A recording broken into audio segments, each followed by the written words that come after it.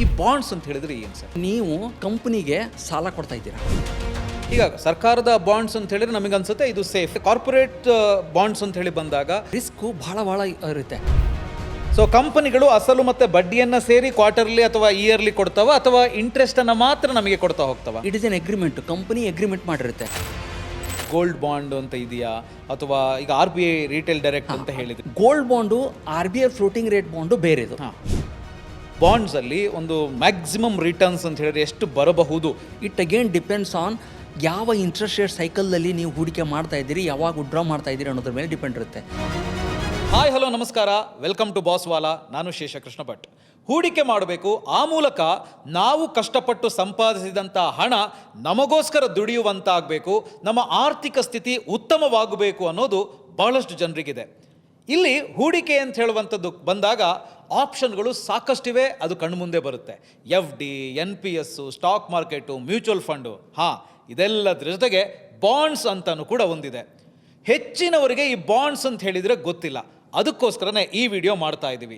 Bonds ಅಂದರೆ ಏನು, ಬಾಂಡ್ಸಲ್ಲಿ ಎಷ್ಟು ವಿಧಗಳಿದ್ದಾವೆ, ಸರ್ಕಾರಿ ಬಾಂಡ್ಸ್ ಯಾವುದು, ಕಾರ್ಪೊರೇಟ್ ಬಾಂಡ್ಸ್ ಯಾವುದು, ಇದರಲ್ಲಿ ಎಷ್ಟು ಹೂಡಿಕೆ ಮಾಡಬೇಕು ಮಿನಿಮಮ್ ಆಗಿ, ಎಷ್ಟು ರಿಟರ್ನ್ ಸಿಗುತ್ತೆ, ಎಷ್ಟು ರಿಸ್ಕ್ ಇದೆ, ಇದೆಲ್ಲದರ ಬಗ್ಗೆ ಇನ್ ಡೀಟೇಲ್ ಆಗಿ ಈ ವಿಡಿಯೋದಲ್ಲಿ ನಾವು ಮಾತಾಡ್ತೀವಿ. ಸೊ ಇದನ್ನು ತಿಳಿಸ್ಕೊಡೋದಕ್ಕೆ ನಮ್ಮ ಜೊತೆಗೆ ಸೆಬಿ ರಿಜಿಸ್ಟರ್ಡ್ ಹಣಕಾಸು ತಜ್ಞರಾಗಿರುವಂಥವರು, ಹಾಗೆಯೇ 15 ವರ್ಷಗಳ ಅಪಾರ ಅನುಭವ ಈ ಹಣಕಾಸು ಸೆಕ್ಷನ್ನಲ್ಲಿ ಇರುವಂಥ ಬಸವರಾಜ್ ತೋನಗಟ್ಟಿ ಅವರು ನಮ್ಮ ಜೊತೆಗಿದ್ದಾರೆ. ಅವರನ್ನ ವೆಲ್ಕಮ್ ಮಾಡ್ತೀನಿ, ಅವ್ರ ಜೊತೆಗೆ ಮಾತಾಡ್ತಾ ಹೋಗೋಣ. ಸರ್ ನಮಸ್ತೆ, welcome to the show. Thank you. ಹೇಗಿದ್ದೀರಿ ಸರ್? ಚೆನ್ನಾಗಿದ್ದೀನಿ. ಆ್ಯಂಡ್ ಈ ಅಪರ್ಚುನಿಟಿ ಕೊಟ್ಟಿದ್ದಕ್ಕೆ ನನಗೂ ಥ್ಯಾಂಕ್ಸ್ ಹೇಳ್ಬೇಕು ನಿಮಗೆ. ಯಾಕಂದರೆ ಈ ಬಾಂಡ್ಗಳ ಬಗ್ಗೆ ತುಂಬ ಮಿಸ್ಕಾನ್ಸೆಪ್ಷನ್ ಇದೆ, ಅದರ ಜೊತೆಗೆ ಜನರಿಗೆ ಗೊತ್ತಿಲ್ಲ. ಸೊ ಅದಕ್ಕೋಸ್ಕರ ನೀವು ಈ ಒಂದು ಪ್ರಯತ್ನ ಏನು ಮಾಡ್ತಾ ಇದ್ರಲ್ಲ, ಇದು ಶ್ಲಾಘನೀಯ. And I will completely support it. Yes sir, ಇದರ ಬಗ್ಗೆ ಮತ್ತಷ್ಟು ನಿಮ್ಮ ಜೊತೆಗೆ ಮಾತನಾಡೋದಿದೆ. ಅದಕ್ಕಿಂತ ಮುಂಚೆ ನಿಮ್ಮೊಂದು ಸಣ್ಣ ಪರಿಚಯ ಮಾಡ್ಕೊಡ್ಬೋದಾ? ನಿಮ್ಮ ಊರು, ನೀವು ಏನು ಮಾಡ್ತಾ ಇದ್ದೀರಿ ಎಟ್ ಪ್ರೆಸೆಂಟ್ ಅಂತ? ಶೋರ್ಲಿ. ಈ ಫೈನಾನ್ಷಿಯಲ್ ಫೀಲ್ಡಲ್ಲಿ ನಂದು ಜರ್ನಿ ಆಲ್ಮೋಸ್ಟ್ 15 ಇಯರ್ಸಿಂದ ಇದೆ. ಐ ಸ್ಟಾರ್ಟೆಡ್ ಅಂದರೆ ನಾನು ಕರಿಯರ್ ಸ್ಟಾರ್ಟ್ ಮಾಡಿದ್ದು as A mutual fund distributor ಅಂತ. ಆನಂತರ 2011ರಲ್ಲಿ ನಾನು ಸರ್ಟಿಫೈಡ್ ಫೈನಾನ್ಷಿಯಲ್ ಪ್ಲ್ಯಾನರ್ ಆದೆ. ಸರ್ಟಿಫೈಡ್ ಫೈನಾನ್ಷಿಯಲ್ ಪ್ಲ್ಯಾನರ್ ಆದ ನಂತರ ನನ್ನದೇ ಬ್ಲಾಗ್ ಆದಂಥ basuneves.com ಅಂತ ಸ್ಟಾರ್ಟ್ ಮಾಡಿದೆ. ಅದಾದ ನಂತರ 2018ರಲ್ಲಿ ನಾನು SEBI ರಿಜಿಸ್ಟರ್ಡ್ ಇನ್ವೆಸ್ಟ್ಮೆಂಟ್ ಅಡ್ವೈಸರ್ ಆದೆ. 2018ರಿಂದ 2023ವರೆಗೆ individual SEBI registered investment advisor ಇದೆ. ಆ ನಂತರ ಬಿಕಾಸ್ ಆಫ್ ರೆಗ್ಯುಲೇಷನ್ ಕಂಪ್ಲೈ ಆಗಬೇಕೋಸ್ಕರ ನಾನು ನಾನ್ ಇಂಡಿವಿಜುವಲಿಟಿ ಅಂದರೆ ಫರ್ಮ್ ಅಂತ ಸ್ಟಾರ್ಟ್ ಮಾಡಿದ್ದೀನಿ. So Basunivesh fee only financial planner ಅಂತ ಈಗ SEBI ರಿಜಿಸ್ಟರ್ಡ್ ಫರ್ಮ್ ಇದೆ.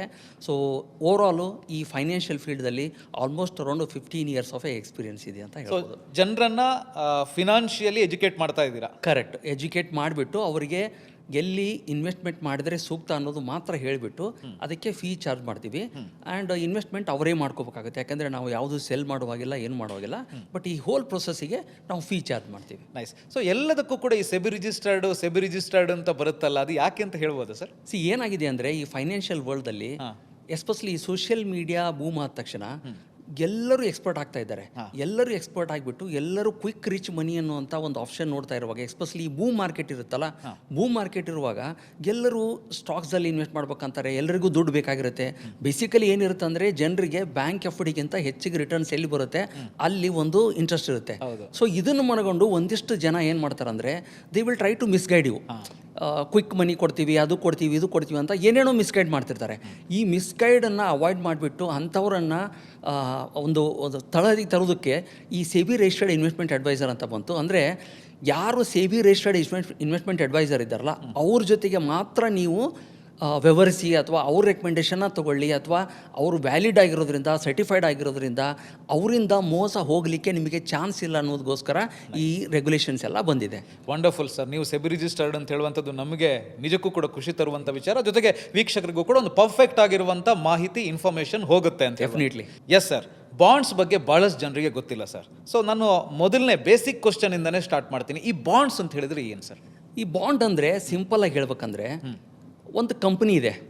ಆ ಕಂಪ್ನಿಗೆ ಅವರು ರನ್ ಮಾಡ್ಬೇಕಂದ್ರೆ ಅವ್ರಿಗೆ ಏನಾದರೂ ದುಡ್ಡಿನ ಅವಶ್ಯಕತೆ ಬಂದರೆ 2-3 ವೇ ಇವೆ. ಅಲ್ಲಿಂದ ದುಡ್ಡು ತಗೋಬೇಕಾಗುತ್ತೆ. ಒಂದು ಬ್ಯಾಂಕಿಗೆ ಅಪ್ರೋಚ್ ಮಾಡಬೇಕು, ಬ್ಯಾಂಕಿಂದ ದುಡ್ಡು ತಗೋಬೇಕು. ಇನ್ನೊಂದು ನನಗೆ ಪಾರ್ಟ್ನರ್ಶಿಪ್ಪನ್ನು ಜನರನ್ನ ತೊಗೊಂಬರ್ಬೇಕು. ಫಾರ್ ಎಕ್ಸಾಂಪಲ್ ಈಕ್ವಿಟಿ ಅಂತಾರೆ, ಅಂದರೆ ಸ್ಟಾಕ್ ಮಾರ್ಕೆಟ್ ಥರ. ಸೊ ಈಕ್ವಿಟಿ ಶೇರನ್ನು ಅವ್ರಿಗೆ ಕೊಡಬೇಕು, ಅದ್ರ ಮುಖಾಂತರ ಒಂದು ಅವ್ರಿಗೆ ಪಾರ್ಟ್ನರ್ಶಿಪ್ ಆಗುತ್ತೆ. ಮೂರನೇ ವೇ ಅಂದರೆ ಈಗ ಈ ಬ್ಯಾಂಕ್ ಎಫ್ ಡಿ ಅಥವಾ ಬ್ಯಾಂಕಿಂದ ನಾನು ದುಡ್ಡು ತೊಗೋಬೇಕಂದ್ರೆ ಅವಾಗ ಏನಾಗುತ್ತಂದರೆ ಬ್ಯಾಂಕ್ ಏನು ಹೇಳುತ್ತಲ್ಲ ಅದೇ ಟರ್ಮ್ಸ್ ಪ್ರಕಾರ ನಾನು ಒಪ್ಕೋಬೇಕಾಗತ್ತೆ ಕಂಪ್ನಿಗಳಿಗೆ. ಒಂದಿಷ್ಟು ಸತಿ ಅವರು ಹೆಚ್ಚಿಗೆ ಇಂಟ್ರೆಸ್ಟ್ ಕೊಡ್ಬೋದು, ಕಮ್ಮಿ ಇಂಟ್ರೆಸ್ಟ್ ಕೊಡ್ಬೋದು, ಅಥವಾ ಟೆನ್ಯೂರನ್ನು ಅವರಿಗೆ ಫಿಕ್ಸ್ ಮಾಡ್ಬೋದು. ಸೊ ಆ ರಿಸ್ಟ್ರಿಕ್ಷನ್ ಇರುತ್ತೆ. ಈಗ ನಾನು ಪಾಲ್ದಾರನ ಕರ್ಕೊಂಬಂದರೆ ಕಂಪ್ನಿಗಳಿಗೆ ನನ್ನ ಲಾಭದಲ್ಲಿ ಅವರಿಗೆ ಪಾಲ್ದಾರಿಕೆ ಕೊಡಬೇಕಾಗತ್ತೆ. ಇದು ಎರಡನ್ನು ಬಿಟ್ಟು ಮೂರನೇ ಆಪ್ಷನ್ ಅಂದರೆ ಬಾಂಡ್ ಅಂದರೆ ನಾನು ಟರ್ಮ್ಸನ್ನು ನಾನು ಔಟ್ಲೈನ್ ಮಾಡ್ತೀನಿ, ಇಷ್ಟು ವರ್ಷ ಅಂತ ಮಾಡೋದು, ಇಷ್ಟು ನಾನು ನಿಮ್ಗೆ ರಿಟರ್ನ್ ಕೊಡ್ತೀನಿ ಅಂತ ನಾನೇ ಡಿಸೈನ್ ಮಾಡಿಬಿಟ್ಟು ಜನರಿಂದ ದುಡ್ಡು ಕಲೆಕ್ಟ್ ಮಾಡಿಬಿಟ್ಟು ನನ್ನ ಬಿಸ್ನೆಸ್ಗೋಸ್ಕರ ಯೂಸ್ ಮಾಡ್ಕೊಳ್ಳಿಕ್ಕೆ ಬೇಕಾಗುವಂಥ ಹಣವನ್ನು ಪಬ್ಲಿಕ್ಕಿಂದ ತೊಗೊಳೋದಕ್ಕೆ ಬಾಂಡ್ ಅಂತಾರೆ. ಇಲ್ಲಿ ಬಾಂಡ್ ಅಂದರೆ ಅಲ್ಲಿ ವೇರಿಯಸ್ ಕ್ಯಾಟಗರೀಸ್ ಇರುತ್ತೆ. ಸಿಂಪಲಾಗಿ ಹೇಳ್ಬೇಕಂದ್ರೆ ನೀವು ಆ ಕಂಪ್ನಿಗೆ ಸಾಲ ಕೊಡ್ತಾ ಇದ್ದೀರಾ, ಇನ್ ರಿಟರ್ನು ಎವ್ರಿ ಇಯರು ಅಥವಾ ಮ್ಯಾಚುರಿಟಿ ಆದ ನಂತರ ನಾನು ನಿಮಗೆ ಇಷ್ಟು ರಿಟರ್ನ್ ಕೊಡ್ತೀನಿ, ಅದ್ರ ಜೊತೆಗೆ ನೀವು ಹೂಡಿಕೆ ಮಾಡಿರುವಂಥ ದುಡ್ಡನ್ನು ರಿಟರ್ನ್ ಕೊಡ್ತೀನಿ ಅನ್ನುವಂಥ ಒಂದು ಪ್ರಾಮಿಸು.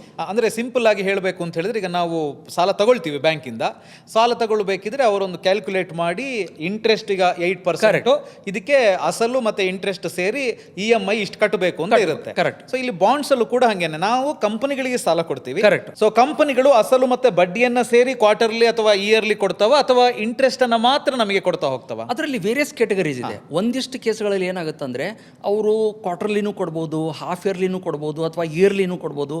ಒಂದಿಷ್ಟು ಬಾಂಡ್ಗಳು ಏನಿವೆ ಅಂದ್ರೆ ನೀವು ಇಂಟ್ರೆಸ್ಟ್ ನಿಮಗೆ ಕೊಡದೆ ಎಂಡಿಗೆನೆ ಇಂಟ್ರೆಸ್ಟ್ ಕೊಡೋ ಚಾನ್ಸಸ್ ಇರುತ್ತೆ. ಇಂಟ್ರೆಸ್ಟ್ ಮತ್ತೆ ಪ್ರಿನ್ಸಿಪಲ್ ಎರಡನ್ನು ಕೂಡಿಬಿಟ್ಟು. ನಂತರ ಇನ್ನೊಂದು ಅಲ್ಟರ್ನೇಟಿವ್ ಗೌರ್ಮೆಂಟ್ ಟ್ರೆಜರಿ ಬಿಲ್ ಅಂತ ಇದೆ. ಗೌರ್ಮೆಂಟ್ ಟ್ರೆಜರಿ ಬಿಲ್ ಅಂದರೆ 1 ಇಯರ್ ಮ್ಯಾಚುರಿಟಿ ಆಗುವಂಥ ಪ್ರಾಡಕ್ಟು. ನೀವು ₹100 ಬಾಂಡನ್ನು ತೊಗೊತಾ ಇದ್ರೆ ನೀವು ಇನ್ವೆಸ್ಟ್ ಮಾಡುವಾಗಲೇ ಅದ್ರ ಮೇಲೆ 7% ರಿಟರ್ನ್ ಬರ್ತಾ ಇದ್ರೆ ₹93 ಮಾತ್ರ ಇನ್ವೆಸ್ಟ್ ಮಾಡೋದು. ₹93 ಇನ್ವೆಸ್ಟ್ ಮಾಡೋದು, 1 ಇಯರ್ ಆದ ನಂತರ ಗೌರ್ಮೆಂಟ್ ನಿಮ್ಗೆ ₹100 ಕೊಟ್ಬಿಡುತ್ತೆ. So return on investment 7%. So ಈ ಥರ ವೇರಿಯಸ್ ಇಂಟ್ರೆಸ್ಟ್ ರೇಟ್ ಫ್ರೀಕ್ವೆನ್ಸಿ ಇರುವಂಥದ್ದು, ಪ್ರಿನ್ಸಿಪಲ್ ಮತ್ತು ಇಂಟ್ರೆಸ್ಟ್ ಕೂಡಿ ಕೊಡುವಂಥದ್ದು ಬಾಂಡ್ ಕ್ಯಾಟಗರಿ ಇವೆ. ಇನ್ನೊಂದು ಕೇಳ್ಬಿಡ್ತೀನಿ ಸರ್, ಏನು ಅಂತ ಹೇಳಿದ್ರೆ, ಈಗ ಅವರು ಕಂಪನಿಗಳು ಬಾಂಡ್ಸ್ ಅಲ್ಲಿ ನಮಗೆ ರಿಟರ್ನ್ಸ್ ಕೊಡುವಂಥ ಸಂದರ್ಭದಲ್ಲಿ ಇಂಟ್ರೆಸ್ಟ್ ಅನ್ನು ಮಾತ್ರ ಮೊದಲಿಗೆ ಪೇ ಮಾಡ್ತಾ ಹೋಗ್ತಾವ, ಲಾಸ್ಟ್ಗೆ ಲಮ್ಸಮ್ ಅಮೌಂಟ್ ಕೊಡ್ತಾವ, ಅಥವಾ ಲಮ್ಸಮ್ ಮತ್ತೆ ಇಂಟ್ರೆಸ್ಟ್ ಅನ್ನ ಸೇರಿಸಿ ಒಟ್ಟಿಗೆ ಕೊಡ್ತಾವ? ಎರಡು ಕ್ಯಾಟಗರಿ ಇದೆ. ಒಂದಿಷ್ಟು ಬಾಂಡ್ಗಳಲ್ಲಿ ನಾನು ಆಗಲೇ ಹೇಳಿದಾಗೆ ಕ್ವಾರ್ಟರ್ಲಿ ಅಥವಾ ಹಾಫ್ ಇಯರ್ಲಿ ಅಥವಾ ಇಯರ್ಲಿ ಇಂಟ್ರೆಸ್ಟ್ ಮಾತ್ರ ಕೊಡ್ತಾ ಹೋಗ್ತಾರೆ, ನಿಮಗೆ ಮ್ಯಾಚುರಿಟಿಗೆ ಪ್ರಿನ್ಸಿಪಲ್ ಕೊಡ್ತಾರೆ ಈ ಕೇಸ್ದಲ್ಲಿ. ಇನ್ನೊಂದಿಷ್ಟು ಕೇಸ್ದಲ್ಲಿ ನಿಮಗೆ ಇಂಟ್ರೆಸ್ಟ್ ಕೊಡದೇನೆ ಅದು ಅಕ್ಯುಮುಲೇಟ್ ಆಗ್ತಾ ಹೋಗಿ ಮ್ಯಾಚುರಿಟಿಗೆ ಇಂಟ್ರೆಸ್ಟ್ ಪ್ಲಸ್ ನೀವು ಹೂಡಿಕೆ ಮಾಡಿರುವಂಥ ಹಣವನ್ನು ಎರಡೂ ಕೂಡಿಬಿಟ್ಟು ನಿಮ್ಗೆ ರಿಟರ್ನ್ ಕೊಡ್ತಾರೆ. ಎಸ್ ಸರ್, ಇದು ಗೊತ್ತಾಯ್ತು. ಸೊ ಈಗ ತುಂಬಾ ಜನಕ್ಕೆ ಅನ್ನಿಸ್ಬೋದು, ಬೇರೆ ಹೂಡಿಕೆಗಳಿಗೂ ಬಾಂಡ್ಸ್ ಮೇಲೆ ಮಾಡುವಂಥ ಹೂಡಿಕೆಗೂ ಇರುವಂಥ ವ್ಯತ್ಯಾಸ ಏನು ಅಂತ. ಈಗ ಬ್ಯಾಂಕ್ ಎಫ್ ಡಿಗಳಲ್ಲಿ ಏನಾಗಿರುತ್ತೆ ಅಂದರೆ, ನೀವು ಬ್ಯಾಂಕ್ ಎಫ್ ಡಿಗೆ ನೀವು ಹೂಡಿಕೆ ಮಾಡಿದಾಗ ನಿಮಗೇನಾಗಿರುತ್ತೆ ಅಂದರೆ ರಿಟರ್ನ್ಸು ಫಿಕ್ಸ್ ಇರುತ್ತೆ, ನಂತರ ಮ್ಯಾಚುರಿಟಿ ಆದ ನಂತರನೂ ನಿಮಗೆ ದುಡ್ಡು ಬರುತ್ತೆ ಅನ್ನೋದು ಇದಿರುತ್ತೆ. ಅದೇ ಥರ ನಿಮಗೇನಾದರೂ ಪ್ರೀ ಮ್ಯಾಚೂರ್ ವಿಡ್ರಾವಲ್ ಮಾಡ್ಕೋಬೇಕಂದ್ರೆ ಒಂದಿಷ್ಟು ಪೆನಾಲ್ಟಿ ಕಟ್ಟಿಬಿಟ್ಟು ನೀವು ಲಿಕ್ವಿಡೇಟ್ ಮಾಡ್ಕೋಬೋದು ಎಫ್ ಡಿಗಳಲ್ಲಿ. ಬಟ್ ಬಾಂಡ್ಗಳಲ್ಲಿ it is an agreement, company agreement ಮಾಡಿರುತ್ತೆ. ಏನು ಹೇಳಿರ್ತಾರಂದರೆ 10 ವರ್ಷದ ಬಾಂಡ್ ಇದೆ ಅಂತ ತಿಳ್ಕೊಳ್ಳಿ. 10 ವರ್ಷದ ಬಾಂಡಲ್ಲಿ ಎವ್ರಿ ಇಯರ್ ನಾನು 8% ಕೊಡ್ತೀನಿ ಅಂದರೆ ಎವ್ರಿ ಇಯರ್ 8% ಕೊಡ್ತಾ ಇರ್ತಾರೆ. ಬಟ್ ನೀವು 10 ವರ್ಷದವರೆಗೆ ನೀವು ಹೂಡಿಕೆ ಮಾಡಿಬಿಟ್ಟು ಅಲ್ಲೇ ಬಿಡ್ತೀನಿ ಅಂದರೆ ಯಾವುದೇ ಥರದ ರಿಸ್ಕ್ ಇರಲ್ಲ. 10 ವರ್ಷ ಆದ ನಂತರ ನಿಮ್ಗೆ ರಿಟರ್ನ್ ಬರುತ್ತೆ. ಬಟ್ ನಿಮಗೆ ಬ್ಯಾಂಕ್ ಎಫ್ ಡಿ ಥರ ನನಗೆ ಮಿಡಲ್ ದುಡ್ಡು ಬೇಕಂದ್ರೆ ದೇರ್ ಆರ್ ಸರ್ಟನ್ ರಿಸ್ಕ್ ಇರುತ್ತೆ. ಆ ರಿಸ್ಕ್ಗಳನ್ನು ನಾವು ತಿಳ್ಕೊಂಡ್ಬಿಟ್ಟು ಹೂಡಿಕೆ ಮಾಡಬೇಕಾಗತ್ತೆ. ಸೊ ಅದಕ್ಕೋಸ್ಕರ bond market bank F D ಥರ ನೇಚರ್ದಲ್ಲಿ ಇದ್ದರೂ ಕೂಡ ಬ್ಯಾಂಕ್ ಎಫ್ ಡಿನೇ ಬೇರೆ, ಬಾಂಡ್ ಮಾರ್ಕೆಟ್ನೇ ಬೇರೆ. ಓಕೆ. ಸೊ ಅದೇ ಥರ ಈಕ್ವಿಟಿ ಮಾರ್ಕೆಟ್ದಲ್ಲಿ, ಈಕ್ವಿಟಿಗಳಲ್ಲೂ ಕೂಡ ಕಂಪ್ನಿಗಳಲ್ಲಿ ಹೂಡಿಕೆ ಮಾಡಿರ್ತಾರಂತಾರೆ. ಬಟ್ ಈಕ್ವಿಟಿಯಲ್ಲಿ ಏನಾಗುತ್ತೆ ಅಂದರೆ it is a kind of a stock, ಅಂದರೆ ಅಷ್ಟು ಪಾರ್ಟ್ನರ್ಶಿಪ್ ಇದ್ದಂಗೆ. ಅಲ್ಲಿ ನೀವು ಲಾಭ ಮತ್ತು ನಷ್ಟಕ್ಕೆ ಹೊಣೆಗಾರಿಕೆ ಆಗಿರ್ತೀರಿ. ಬಟ್ ಇಲ್ಲಿ ಏನಾಗಿರುತ್ತೆ ಅಂದರೆ ಕಂಪ್ನಿಗಳು ಪ್ರಾಮಿಸ್ ಮಾಡಿರ್ತಾರೆ, ನೀವು ನನಗೆ ಸಾಲ ಕೊಟ್ಟಿದ್ದೀರಾ, ಇಷ್ಟು ರಿಟರ್ನ್ ನಾನು ಎವ್ರಿ ಇಯರ್ ಕೊಡ್ತೀನಿ, ಈ ಅವಧಿ ಮುಗಿದ ನಂತರ ನಿಮಗೆ ಅಸಲನ್ನು ನಾನು ಕೊಡ್ತೀನಿ ಅಂತ ಹೇಳ್ತಾರೆ. ಸೊ ಅದೇ ಥರ ಈಕ್ವಿಟಿ ಅಂದರೂ ಕೂಡ ಇದು ಅಲ್ಲ, ಬಾಂಡ್ ಅಲ್ಲ. ಬ್ಯಾಂಕ್ ಎಫ್ ಡಿ ಅಂದ್ರೂ ಬಾಂಡ್ ಅಲ್ಲ, it is entirely different product ಅಂತ ಹೇಳ್ಬೋದು. ಎಸ್ ಸರ್, ಹಾಗಿದ್ರೆ ಈ ಕಂಪನಿಗಳು ಬಾಂಡ್ಸ್ ಕೊಡುವ ಬದಲು IPO ಮಾಡ್ಬೋದಲ್ವಾ, ಅಥವಾ ಸ್ಟಾಕ್ ಮಾರ್ಕೆಟಿಗೆ ಅವರು ಎಂಟ್ರಿ ಆಗ್ಬೋದಲ್ಲ? ಅವರಿಗೆ ಬೇಕಾದಂಥ ಹಣ ಅಲ್ಲಿಂದ ಸಿಗುತ್ತಲ್ವಾ? ಒಳ್ಳೆ ಕ್ವಶನ್. ಏನಾಗುತ್ತಂದ್ರೆ ಆ ಕಂಪನಿಗಳಿಗೆ ತಮ್ಮ ಲಾಭದಲ್ಲಿ ಆ ಶೇರನ್ನು ಕೊಡೋದಕ್ಕೆ ಹಿಂಜರಿಕೆ ಇದ್ದರೆ, ಈಗ ನೀವು IPO ಬಂದರೆ ಅಥವಾ ಶೇರ್ ಅಂದರೆ ಏನಂದರೆ ನಿಮ್ಮ ಕಂಪನಿಯಲ್ಲಿ ನಾನು ಓನರ್ ಆದಾಗೆ, ಹೌದು. ಓನರ್ ಆದಾಗ ನಾನು ಪ್ರಾಫಿಟ್ಟು ಲಾಸಿಗೆ ನಾನು ಲಯಬಿಲಿಟಿ ಇರ್ತೇನೆ.